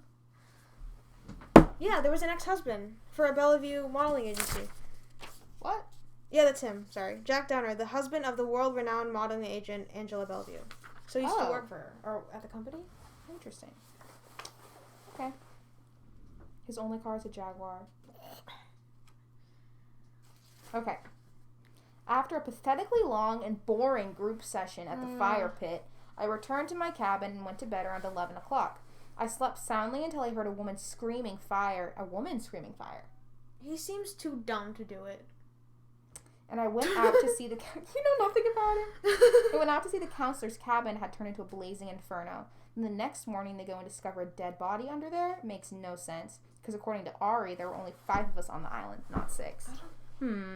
Maybe instead of spending all his time rummaging through people's personal belongings, he should busy himself by learning how to count. It's not him. It's not him. Way too Well, dumb. I think it's interesting that it was a woman screaming fire. You should probably write that down. Oh, yeah. Wait. Okay. Mm-hmm. Wasn't, Paula... She said the similar thing at the end of her statement. I know, at the end of her interview, remember? She was like, I did it until I heard someone screaming, fire! Yeah, but I don't think she said it was a woman. She just, yeah. Maybe it was her screaming. Maybe. Yeah, people. She said people. Who do you think gets all this faster? Us or local PD? Us. Okay. This is Ari's statement. Oh, here's a good You stuff. want to read it or should I? You can read it. Okay. I'm the head of security for the Del Fuego Rehab Center, and I, along with my trusty sidekick Scout, keep the island safe from outsiders and protect the patients from both themselves and each other. I also drive our boat, the Captain Hooked, bringing employees and patients to and from the island every day. Scout, my highly trained security dog, is my first mate. Oh, gosh. This morning at 1:07 a.m., he's so exact. I don't know why he's so exact. I got a call from a counselor, Chris King. He reported there had been a fire in his cabin. He thought it was caused by lightning and said the place went up freakishly quick and burned to a crisp. Luckily, the heavy rain put it out. After learning everyone was safe and accounted for, I decided to wait until daybreak to call the authorities for a routine inspection. I arrived to the island at the same time as the fire department. Things got real very quickly. First, they found the lighter and gas can, proving it was arson. Then they found a body under the rubble. For the record, Scout and I conducted an extensive security check yesterday evening before we left for the mainland. We walked the whole island to make sure no one was walking around. It's our nightly routine, and King even started calling it the Ari Safari. He thinks he's Johnny Cochin with all of his rhymes. And now that stupid phrase is caught on with the staff. Maybe I should train Scout to relieve himself inside King's secret cave he thinks no one knows about as a token of my gratitude. Well, that's an acknowledgement of that the cave exists. The cave? That he said he was in. Oh. That was his alibi, remember? Chris King. As a token of my gratitude. Anyways, if there was another person, living or dead, on Del Fuego Island when we left at dusk, Scout would have been all over them. Only the counselor and the 4 guests were there. I'd bet my mother's life on it. I said the thing again. But with this cast of characters, I'm not surprised all hell broke loose. Rest assured, one of them is guilty. I don't know who, but here's what I can tell you. Just after we stepped onto the island's dock yesterday, I found a motherload of liquor in Jack Danner's suitcase. I'm talking enough booze to get Rhode Island drunk. How clueless could this guy be? It's not like this is a rehab center or anything. Told him nicely this wasn't a cruise and started removing bottles. That moron went ballistic. He shoved me up against a pylon and started screaming and swearing in my face. Amongst the many assorted, colorful, and creative expletives, he said, "Put it back or I'll mess you up so bad your own mother won't even recognize you." Jesus. All right. Okay, so do you think this is a kind of situation where they would... these are the suspects, right? Mm-hmm. It's definitely one of the suspects, right? Is this... do you think that... We're getting a little psychological. Do you think the company would make it not one of the suspects? I feel like that's way too hard. I mean, probably. I don't think it's this guy. Can I just put that out there? It's okay if you think so, but I think he's too dumb. Too dumb. Also, there's like no motive. He doesn't seem attached to anything happening on the island besides just being there for rehab and alcohol. Paula, maybe. so far, seems to have like a history. Chris is so sus, he's not sus anymore. Yeah, but he's not one of the suspects, is he? Is he? Oh, fuck. And she has a bit of a history. Well, not history, but is close to Ari in some sense. Mm-hmm. And she has anger issues. Is there only... We didn't read Ava's, right? Mm-mm. Oh, no, did we read the interview for him already? Not yet. Let's read the interview. Okay. Should I do the detective again? Sure. Okay. Interview with Danner. Jack Danner. Please state your full name for the record. Jack Diego Danner. Can you tell me why you checked into rehab? My wife thinks I drink too much. She's completely overreacting, as usual. Thing is, she's a lot older than me and acts like a mother hen, if you know what I mean. But I'm an easygoing guy, and she takes good care of me, so I do what I can to keep her happy. I heard you try to smuggle a sizable amount of alcohol into the island. Are you sure you don't have a problem? Hey, look!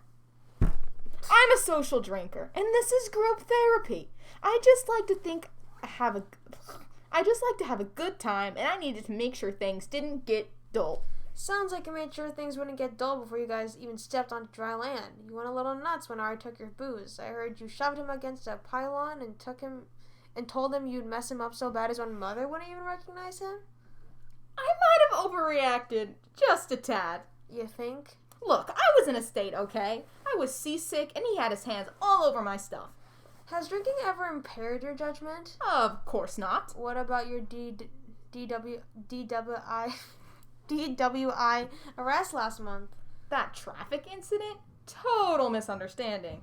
I'd only had a couple of drinks at a company party. You blew 2 times the legal limit and were clocked going 94 and at 45. There was also a 21-year-old cocktail waitress passed out next to you. This was 2 a.m, according to the police report. Hey, just trying to be a gentleman and give her a lift home. Didn't even know her. Heard she was walking home after her shift, so I tried to do the right thing. Did you try to sell that story to your wife? I can't imagine she bought it. Nope. She had me followed everywhere since it happened. To be honest, I was looking forward to rehab so I could enjoy a little freedom. Freedom to do what exactly? I heard 3 other female staff members have already complained about you hitting on them. Complained? I'm just a friendly guy. That's all. Look, the last thing I need is for my wife to hear these crazy accusations. If word gets back, I'll be out on the street without a dime. Guess she doesn't trust you very much. Wonder why.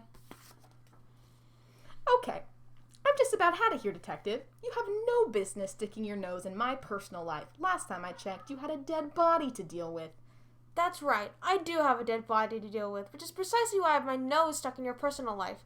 Tell me, Jack, did you invite that cocktail waitress to come out to the island so things, wouldn't get dull? I have no idea what you're talking about. How'd you get her out here, Jack? What? This is... Thought you could keep it a secret, huh? Sneaking your girl onto the island, but you weren't counting on Ari and Scott sniffing out around your business and it was just too risky. She ended up being far more of a problem than any amusement for you. I really don't know what you're talking about here. The island's a lot smaller than you thought. You knew you couldn't keep the girl a secret, so you got rid of her. Or maybe you thought your wife set you up? Makes sense, don't you think? No, it doesn't. It doesn't make any sense. So Ari takes all your booze, you start getting the shakes, feeling a little paranoid, and suddenly this girl's a risk you can't afford, so you take care of her. No, I didn't. I think you did, and then you burned the body to destroy the evidence. Do the right thing, Jack. Tell me what happened. We're going to find out who she is, and I doubt we'll have any trouble connecting her to you. It's not too late for us to work together to fix this. I can't believe this. I did not bring anybody out here with me, and I didn't kill anyone. Please don't let this line of questioning get back to my wife. If you didn't bring up anybody out here, then why did we find an empty bottle of whiskey and 2 glasses in your cabin? Okay.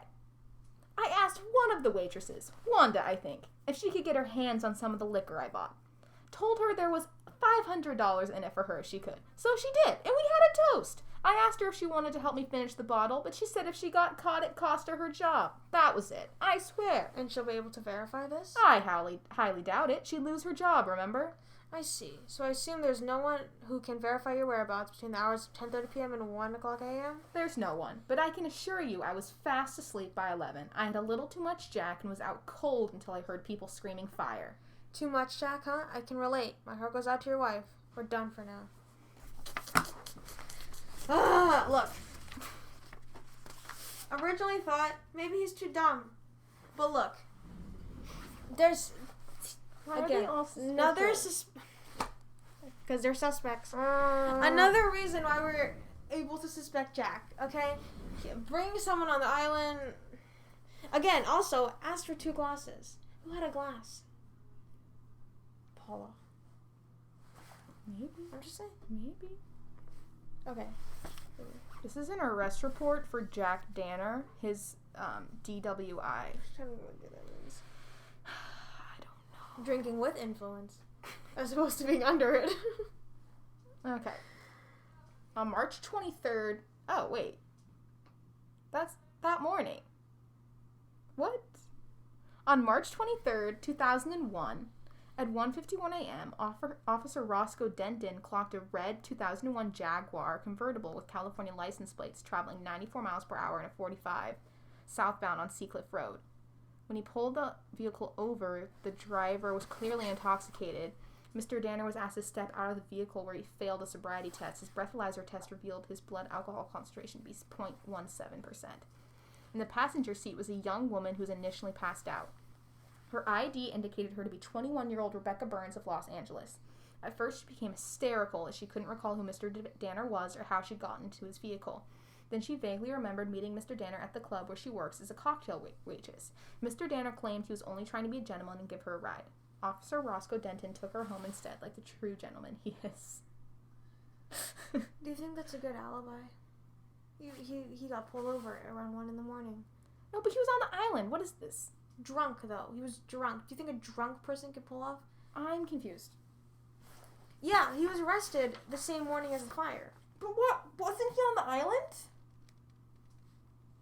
I'm so confused. He was asleep. He said he was asleep.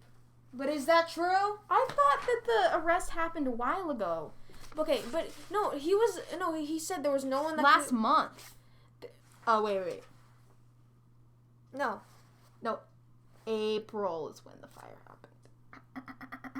You sure? Yeah. Oh, great. I thought I had a theory. Well, we can't even...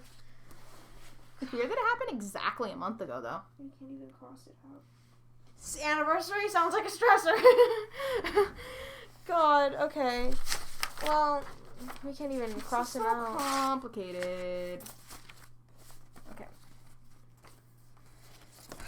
Now that we read through we haven't read through Ava's, haven't we? Or the other dudes.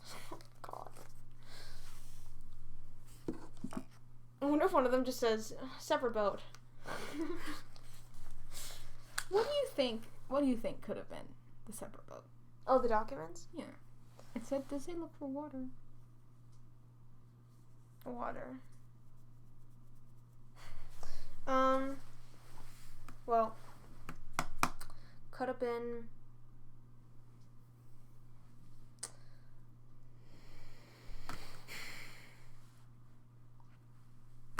Okay, well, part of me wants to say... Okay, so a part of me wants to say Jazzy's missing persons report, right? Because it said on there, went on a boat with someone, right? Yeah. Might have been alright. But the problem is, she's not the person. She's an Aquarius. But the only person who seems to fit that is Emma. Mm-hmm.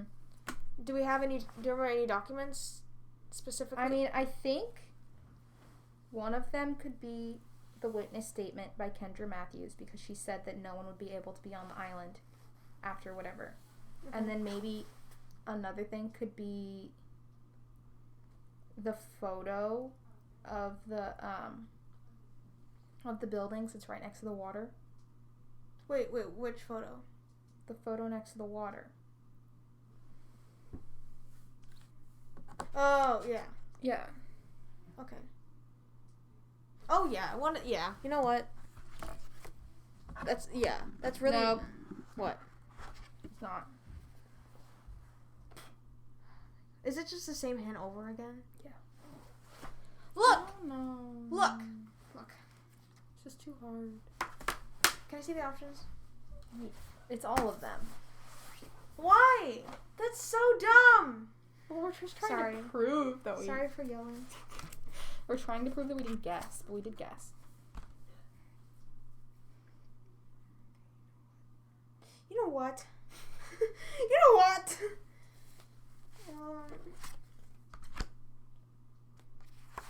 There's...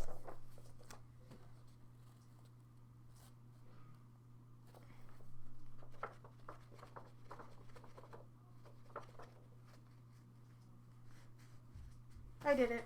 You did? It was these two photos. Oh! I knew that was important.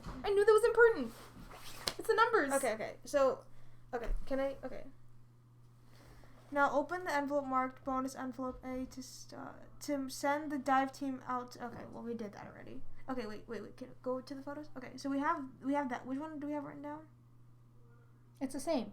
The same number? That's the whole point, because that is the numbers from that boat. Because she took that boat and then that would have really solved everything. we almost got there. We were so close. We were just missing. Literally, if we just looked a little closer at that photo. Okay, so then we think we know the person. So then we can... Wait, where's this is what this is for.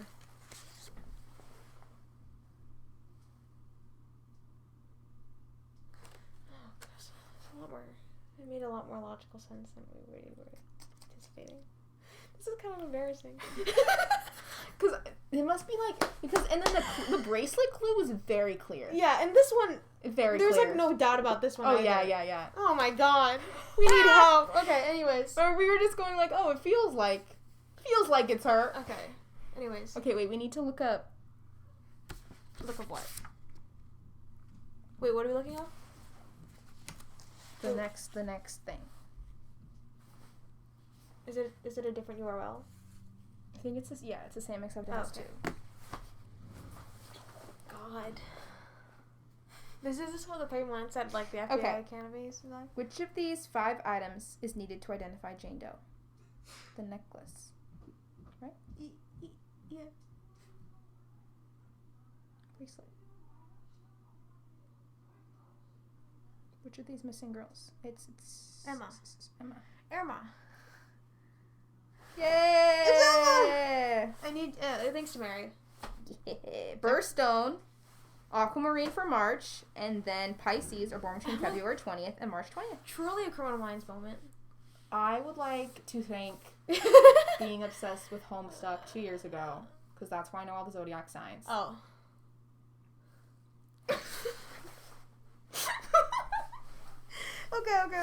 Okay. Okay, so now we can open bonus envelope B. Oh my gosh.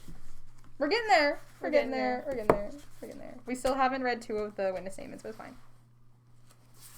I mean, we'll probably need to down the road. Yeah. What if we don't need to? Wait, what time is it? 3:20. Okay. I have to leave around 4. Oh, yeah, okay. It's okay.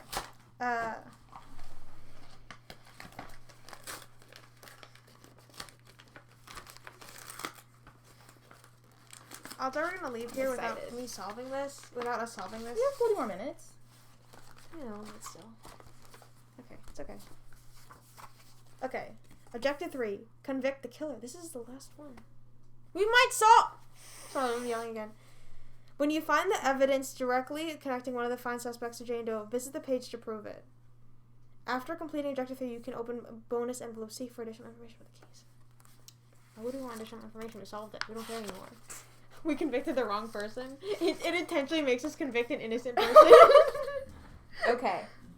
Oh. What is this? Oh, this is informing that the parents that the investigation is on hold. Oh, God. Dear Mr. and Mrs. Simpson, I'm very sorry we need to put the investigation on hold due to financial concerns because I'm so close to finding Emma Lynn. Hopefully, when things turn around at the Cranberry Farm, we can get back to work and bring her home. Here are the results of my investigation so far.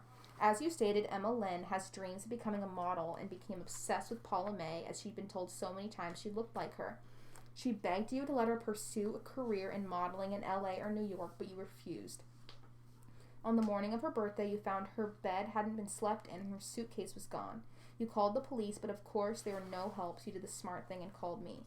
It's a classic case of a naive Midwestern girl running away from the farm to pursue fame and fortune. Sounds like JJ. I wish I had a nickel for every time I saw this one. That's so mean. After making well over 100 phone calls, I was eventually able to track Emma Lynn's whereabouts to LA. My source told me she's working for a rather shady character going by the name of Ari Cruz. Apparently she was working as a cocktail waitress at a nightclub Cruz runs called Club Pyro. Wait. It's all coming together! It doesn't say where she works. Do you think Chris Jack? I think it's sus. This sounds pretty... It sounds like Jack, right? Sounds like Jack to me. It doesn't say where she... What? Whatever. I assume she's using a fake ID since she's underage. I called Club Pyro and explained I was looking for Paula May with a tooth gap, and the manager knew her. She responded, of course, that sweet little girl from Wisconsin. We haven't seen her in about a week. Last I heard, she was doing Ari a favor, but no one's seen her since. Another source who lives in LA told me Ari Cruz has a hand in several pies, some of them rumored to be highly unsavory pies, but I couldn't find any criminal records, and my public record searches came up empty. In addition to Club Pyro, Ari Cruz apparently has ties to a questionable modeling agency called LA Girls and a storage facility near the airport. I was also told that it is highly likely Cruz is involved in an illegal gambling ring and a drug trafficking. Jesus. I'm sorry, but I can only do so much over the phone. If you can find the funds to get me out to LA to meet this Ari Cruz character face to face, I'll bring Emma Lynn home where she belongs. I'm so close. But Ari isn't a suspect. Maybe he got her on the island, but he didn't kill her. Sounds like the detective did a pretty shit job. What is this? It's a letter from Darla Jean Simpson. To? Oh, it's the mom. It just says hello there. Okay. Can I? Yeah. Hello there. For so many years, I've dreamed my daughter would walk through our front door. I throw my arms around her and never let go.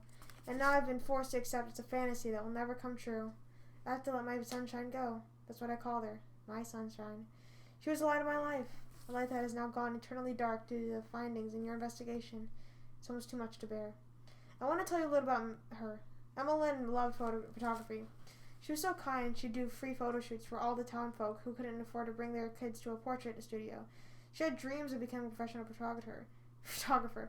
But the more people told her she looked like Paula May, the more she thought she belonged to the other side of the lens. Emma Lynn became obsessed with the idea of modeling. She put just as much passion into that as she did her photography. She got some local work, but was desperate to go to New York or Los Angeles to pursue it, while her dad and I were adamant that she stay away from places like that. There are so many reminders of Emma Lynn around town. So many years have gone by, but I still need to pull over sometimes after passing the Dairy Queen she loved. March is especially difficult. Each year marks another without her. Another reminder of what awful morning just before her birthday when she disappeared.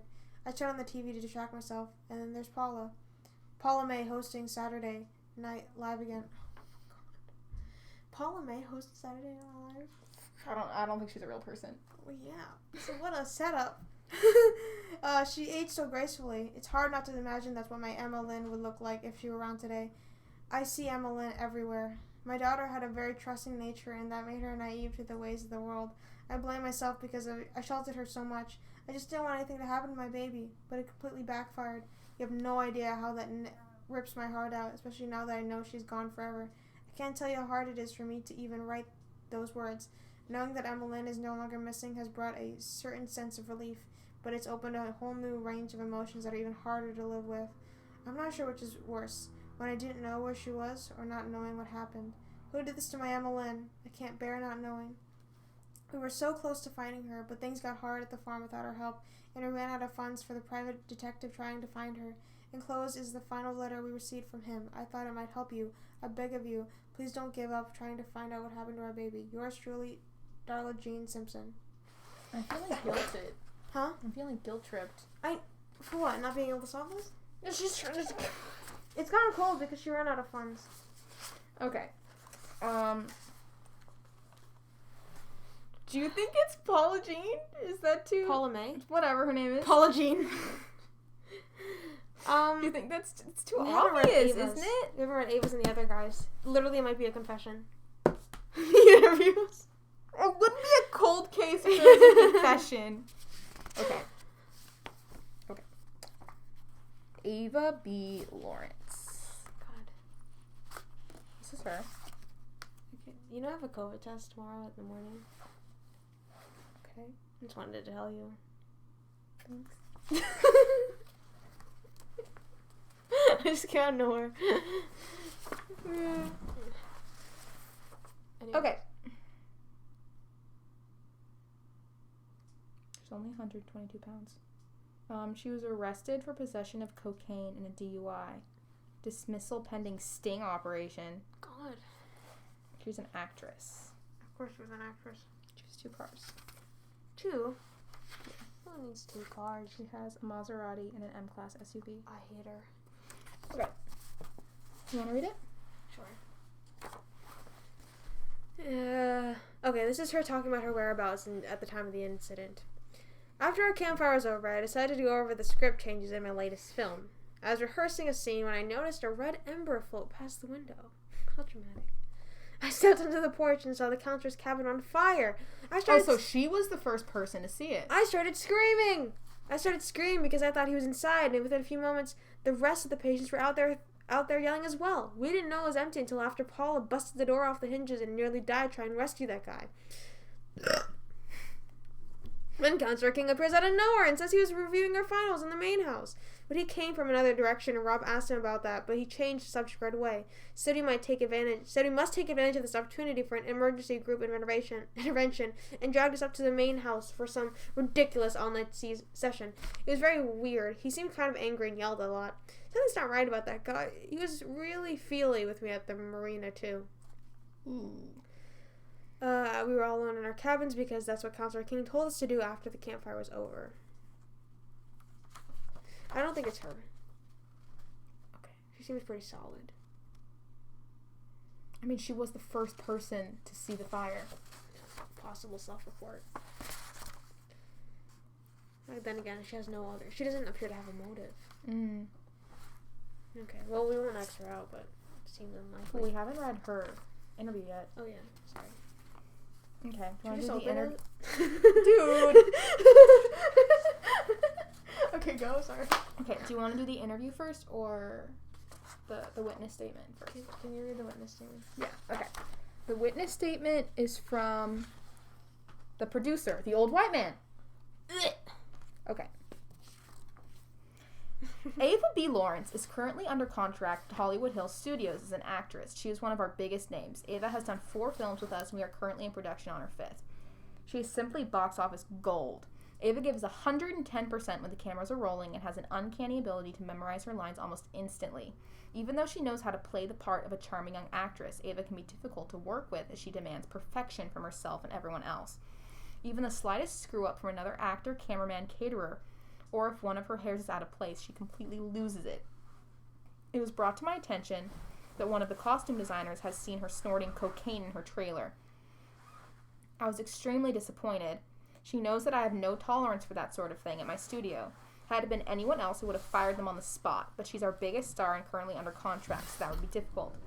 I spoke with her about getting help, and she told her that if she didn't check into a rehab ASAP, she was fired. She agreed, and she said she'd never let anything stand in the way of her being the best actress she could be. Stupidly, I believed her. In my defense, she's one heck of an actress. For a while, she seemed fine and showed no signs of using, but over the next few weeks, Ava's behavior became increasingly worse. Several times she took out her anger on inanimate objects after hearing that she had yet another violent outburst on the set, this time destroying a $250,000 camera. I gave instructions for Ava to go directly to her trailer and wait for me. She blew me off and left the set, crashing into my Bentley on the way out. She took off and was soon being chased by the Apollonia Police Department.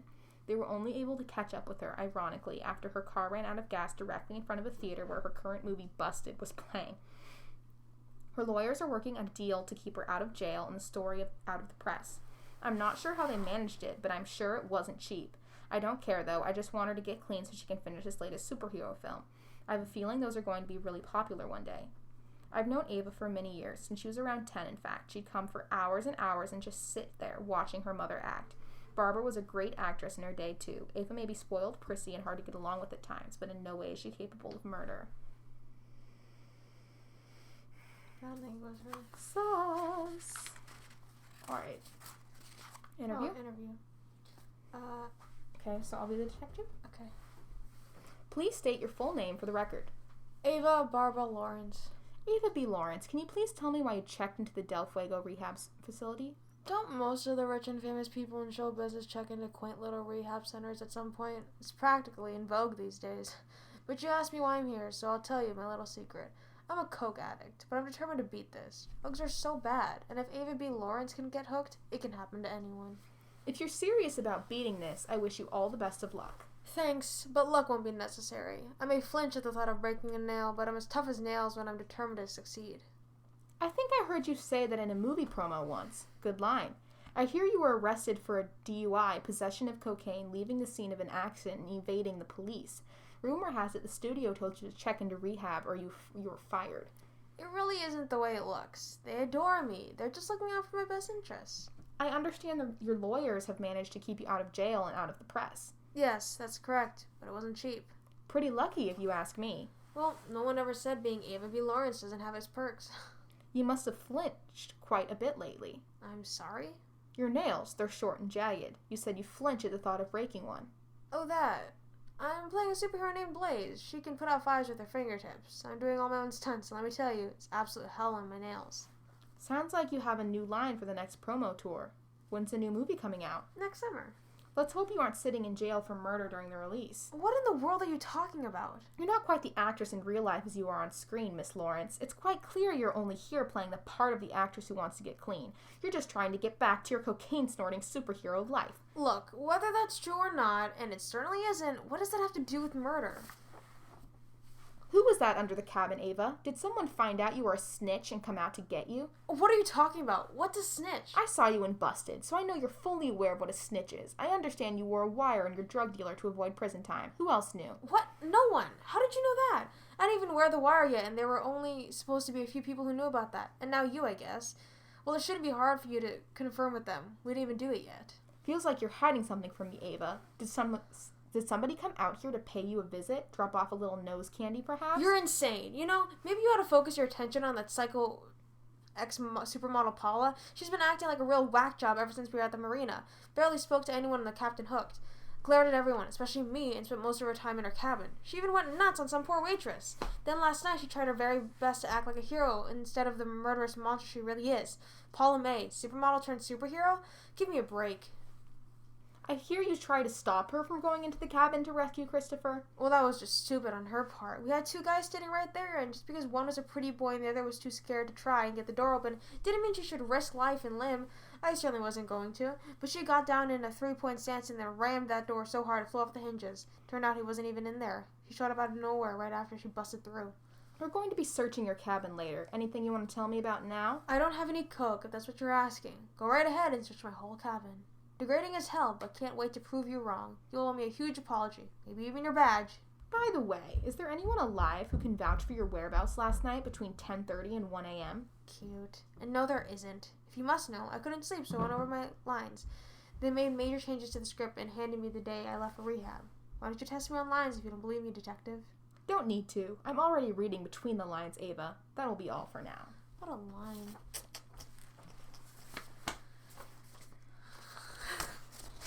I don't know. They're all sus. I know. They're all. I love reading through these because it's like, oh, they have no motive, and then you read the interview and it's like, they're all pinning it on each other. There must be something in here. That's like, there must be a clue in here, right? I mean, all it really does is give context on why the case went cold. I know. I mean, it mentions Paula May a lot. Yeah. That's a big thing. It's Paula May. She went nuts. I think it's Paula May. I think it's Paula May too. Who would you guess? Honestly? Dude, if we saw it now, it's gonna be really sad. Do you want to guess just in case? Maybe. We can get it done now. It's 3:37 already. Okay. I need to go to the next. Jane-3.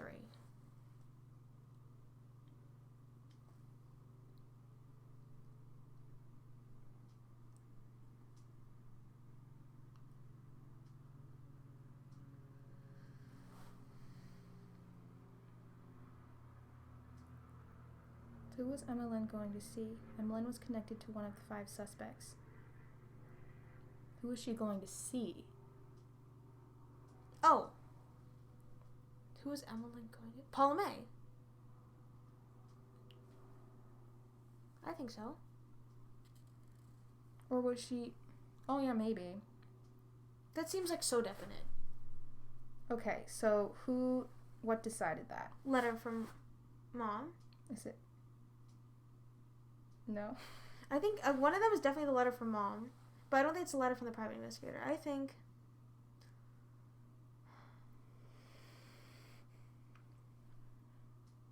Can I see? Mm-hmm. Okay. Definitely a letter from Mom. Wasn't the island map? Group photo, witness photo, suspect photo. Is the thing from the first clue in there? What then?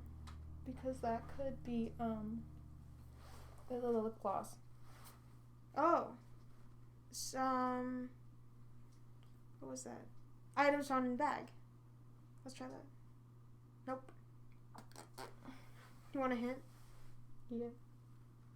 To solve the case, find the suspect who knew Emma's Lynn's boss, Ari Cruz. Paula May knew him, didn't she? Yeah. But who was the one who was talking about Ari? It was the letter. But this, I don't know. Might be it, and maybe the letter from Mom. I think Paula knew Ari because of or maybe Ava knew Ari because of the drugs. Maybe Ari was her drug dealer. Maybe. Okay. God, this is hard. Okay. Should we read the last one? Yeah, let's read the last one. Okay. I pray it's a confession. I don't even know who this guy is. Okay, Rob Knox. We have heard nothing about him yet. Oh yeah, that's true.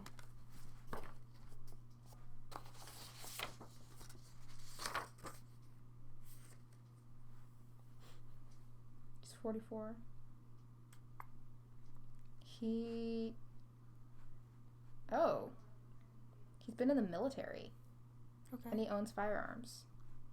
And he's been arrested before for petty theft. He's employed by Safety Net Incorporated. And he's the CEO, president, founder. So he's like the CEO of a security company. Mm-hmm.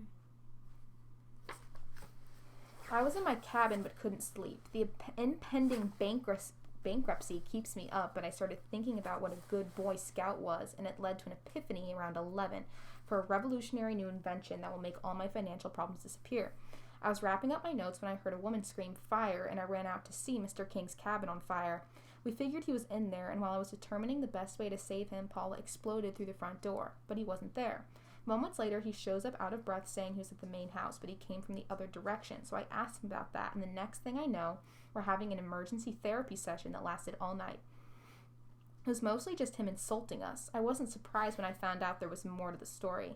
You should find out where King was. Too bad there was no hidden cameras around here. Are there hidden cameras? Maybe. So who is he? He's the CEO of a security company. Oh.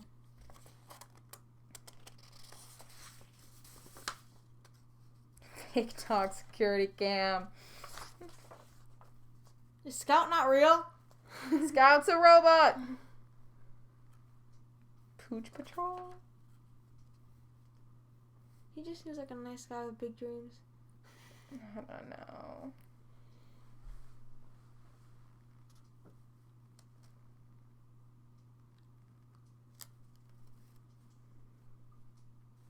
Interesting. One of these just says plan to kill Emma. It's like one of the tabs on the journal. No. Okay. Alright. Why don't you write the exact time he brainstormed it? So that we can't. So it's an alibi. It's probably for us just to consider it an alibi. Okay. I do that. No one writes the exact minute. I do it because you know why? So I can have an alibi. Okay. All right. Should we do the last interview? Yes. I'll be the detective. Okay. Good afternoon, sir. Can you please state your full name for the record? Rob Francis Knox. What do you do for a living? I'm the president and CEO of Safety Net. We're revolutionizing the security industry by linking security cameras into the World Wide Web. Security cameras on the World Wide Web, huh? That's right.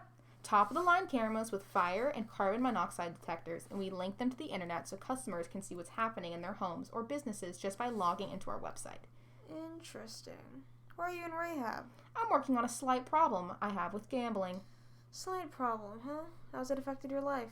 I hit rock bottom 6 years ago, but I was determined to turn things around, so I worked obsessively to do so. Now the business I built is one of the fastest growing companies in the nation, yet my gambling also has us nearly in bankruptcy.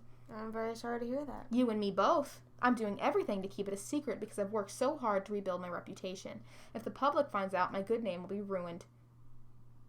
Your name, Rob Knox, you changed it about 6 years ago, is that correct? Yes, I did.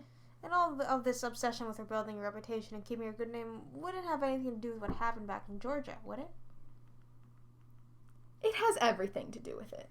I spoke with a Detective Gaynor back there about you this morning. I hear you were the head of campus security at Tubman University for years, and then you went through a messy divorce, is that right? Messy? That's an understatement. My wife left me for some low-life lawyer, and they took me for everything I had. Wow, that stinks. I was broke, desperate, and started playing poker with people I shouldn't have. Thought I could make some quick money, but it backfired. Is that when you quit your job and moved into an old storage shack on campus? Yes, I thought it'd give me time to make a plan as long as nobody found me there. But someone did find you, didn't they? Yes, they did. Max Cahill.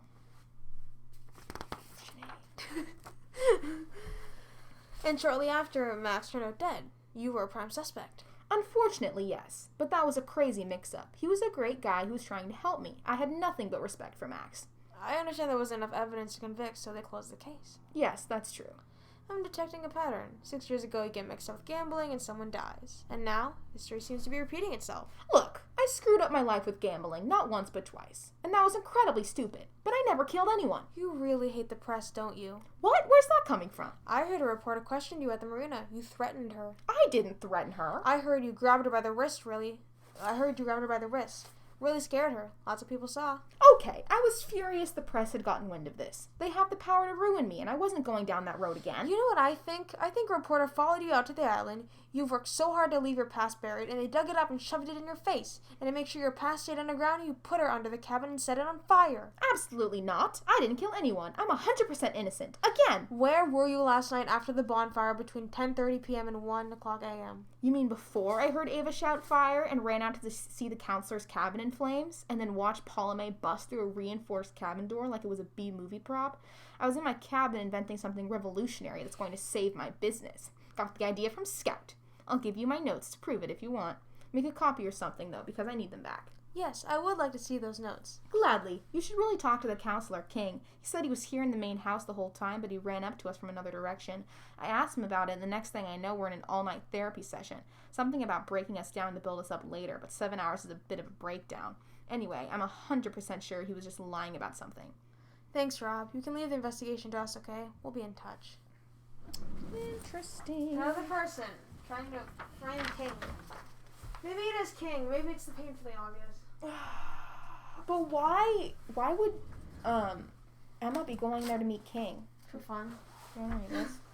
We could just skim it or something. Oh. Audrey Collins.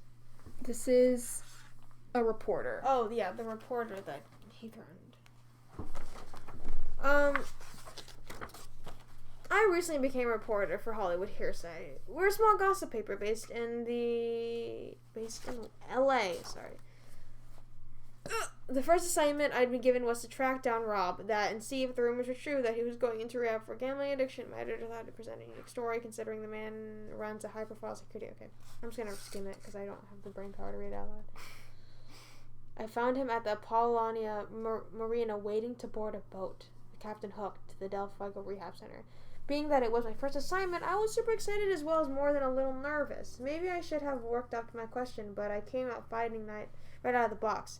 I said, "My name is Audrey Collins with Hollywood Hearsay. Is it true that you're going to rehab for an addiction to gambling?" I never expected him to act the way he did. He grabbed me hard by the wrist and glared at me with the most intense look of hatred I've ever seen.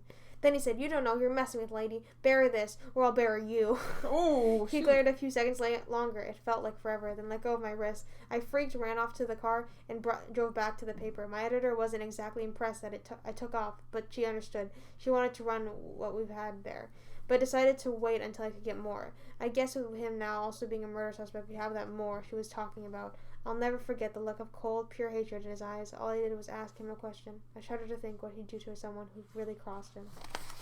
Wow, okay. Do you have any evidence, though, that Emma crossed him? No, I don't think she has any reason to be meeting up with him. No motive. I say it's not him. It's bridging that point of painfully obvious again. Of like. Yeah. Also, I think it's probably Paula. He has an alibi. The notes. That's not an alibi. You could have written that at any time. No. Look. It's not. I think it's an alibi. I think it's an alibi. It's an alibi. No. He has no motive. Has an That alibi. looks like something he wrote in 5 minutes. It looks idiotic. Shut up. Okay, he has big dreams. Let me show you these notes. The notes that Frankie's talking about. These notes right here. Look at that. Look, okay, just because you think it's a dumb idea, it doesn't mean. Look, it's an alibi. Sure. Okay. Okay, I so think it's Paula. Look. She got there on a separate boat. It's Emma, okay? Because she's what? Addicted to Paula May. okay. Wait. So Emma, Yes. she wants to see Paula, Wants to see Paula. Connect Emma. but she works for Ari. Works for Ari. Ari got her there on a separate boat. Ari knows Ava. Yes. Okay. I think Ari got. Drugs. I think Ari got Emma there. Yeah, on a definitely. separate boat. For sure. So, I think Ari left the letter to get her onto the boat. okay. Then who would kill her? We should look at the letter again. Where is it? Who would kill her, and for what reason? Does Paula? What would be Paula's motive for killing Emma? Because she saw her, and she had a camera, and she's working, and she's like terrified of whatever. I don't think that's enough.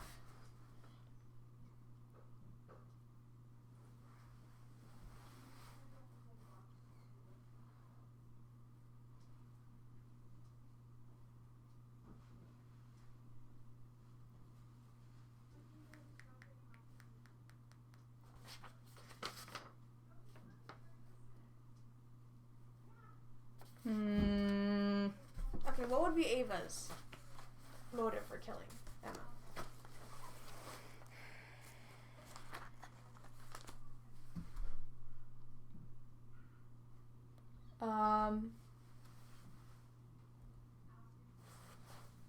I mean, maybe Ari found out about Ava that was going to snitch on him. Okay. She was going to wear a wire, remember? That was the plan. True. And so Emma is working for Ari. Okay. So Ari could have tasked Emma with, like, taking out Ava. And then Ava attacked her in self-defense, pushed her off the building. She hits the rocks, dies. Then Ari covers it up. Also, Emma screamed fire, but didn't do anything about it. Paula May was the first thing to do about it. That's true. That's true. And Ava kept Paula from going into the building. I think it's Ava. And Ava did know him, we think. I think it's Ava. Okay, so then what two documents prove that? The letter from the investigator. Yes, letter from the investigator. And what was? Did it say anything in Ava's in any of Ava's documents? Maybe the interview? Because she's talking about how she's going to snitch on him. Okay, yeah. Interrogation of Ava. Yeah, I did select two. Just click the button again now. Jeez. Okay, no, I think definitely one of them is the letter from the investigator. Because that is so much information about Ari. It also has to be at least one of the letters. Yeah. What else connects Ava to Emma? Maybe it's the The witness statement.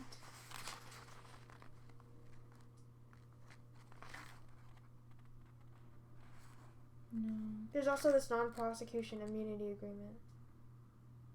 Oh. We didn't read this. We didn't. Oh, I didn't see that. It's okay. Non-prosecution immunity agreement. On the understanding specified below, the Apollonia Department of Justice narcotics... Oh, yeah, it's that. Can I read this? Yeah. Narcotics Department will not criminally prosecute Ava B. Lawrence for any crimes arising from and related to her arrest for DUI. For possession of 2.9 ounces of cocaine. Leaving the scene of an incident and resisting arrest on April 12, 2001.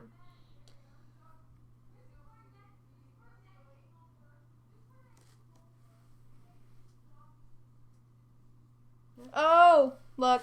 What? The activities of Rosa Alana Cruz, alias R.E. Cruz. R.E. Cruz. So we were right. We're right about him being her drug dealer, and we were right that he's like killing. That he knew her because of that. God, but we just didn't have this. I just hate that. The things we miss. Anyways, okay. We read like literally every other page except for this one. Okay, so now we can open. Oh, hold on. Let's see. You did it. Ari Cruz is Ava Lawrence's drug dealer. Wait, can I read that? Yeah. You may now open the envelope marked. Okay.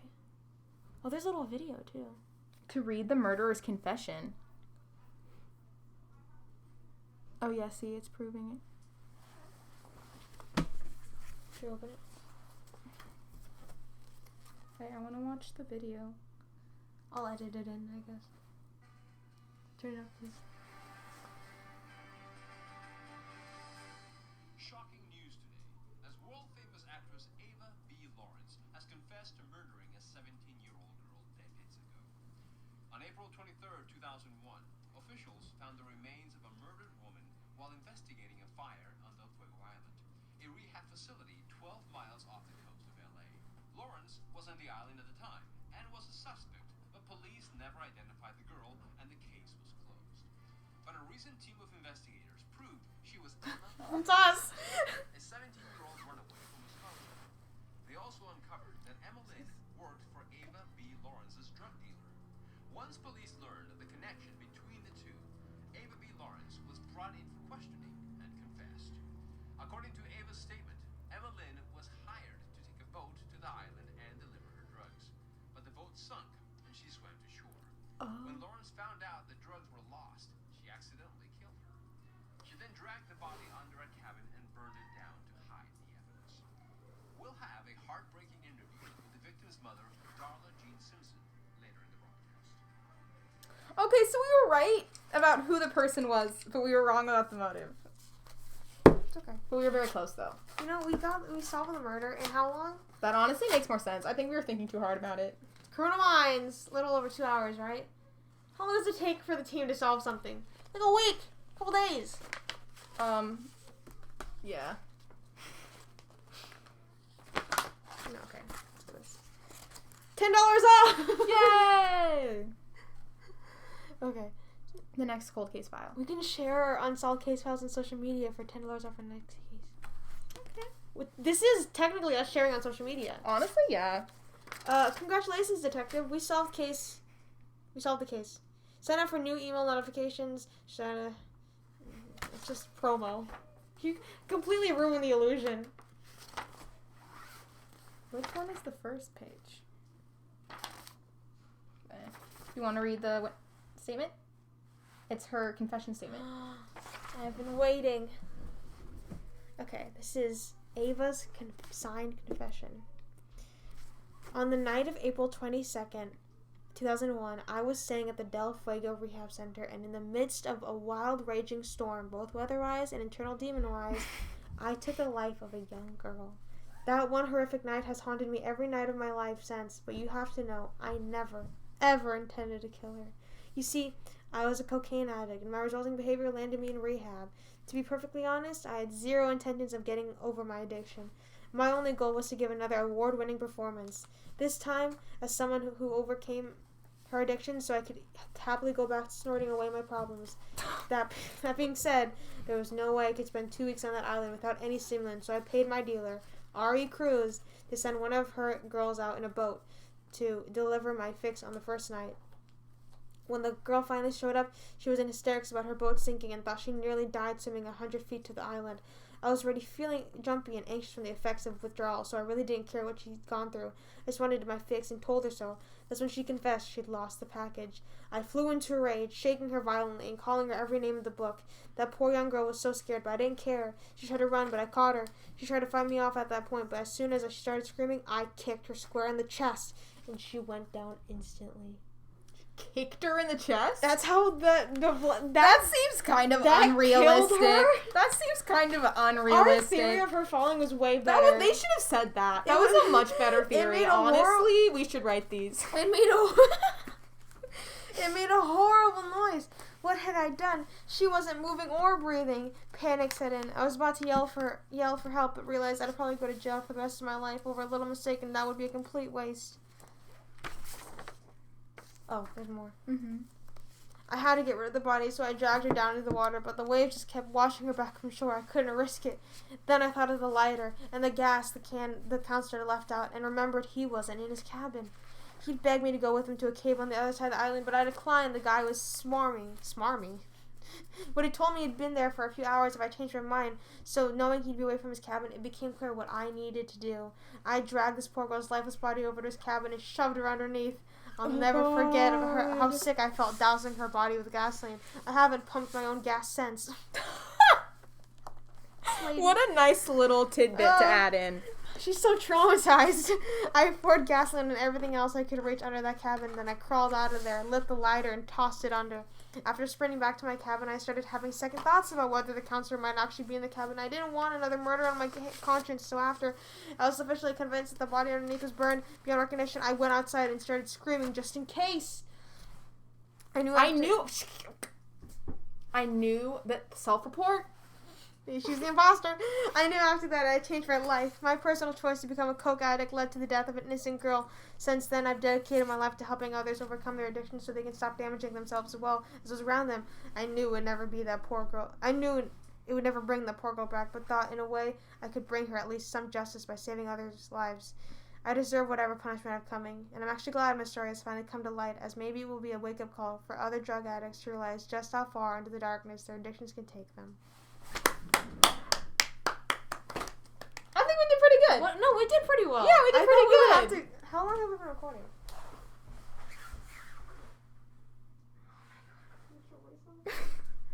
How long? Well, no, because it says low battery. Oh. So there might... Oh my god. It might have stopped recording, 30 minutes ago. Oh, well. Well, 2.5 hours ago. So that's fun. Okay, we have to do the intro quickly, because I think my phone's about to die. Well, who stopped recording? No, it's still recording. Well, we haven't checked the footage yet. Okay. Oh, okay. So... We solved it! We solved it. It was Ava. It's been an exhausting, 3 hours. That or was so. mentally exhausting. I really was so ready to give up, once we opened everything, I was like, oh god, this is gonna take forever. What if we just had stopped reading the witness statements? We didn't read Ava's. It wasn't, okay, no. Yeah, no. I'm mostly Mary. I was kind of losing it there, and I was losing my train of thought. But yeah, we solved it. And it was fun. It was a good time. I was stressing out a lot, but... I thought it was pretty fun. No, yeah. I think if you're gonna do this, you could do it by yourself, but I highly suggest doing it with someone else, because it's definitely, keeping each other on track. Oh, and, yeah. putting stuff together, and, because if I did this by myself, I would have quit 20 minutes in. This is so... It's very overwhelming. Yeah. The amount of information. Yeah, it's not that... I wouldn't say it's, extremely difficult, Mm-hmm. but it's definitely, you take some time, and this is definitely something worth... It's just difficult because there's a lot of different stuff, and then the evidence is only, a couple things. Yeah. But I definitely think it was well worth Yeah. the time. I'd recommend it. Yeah.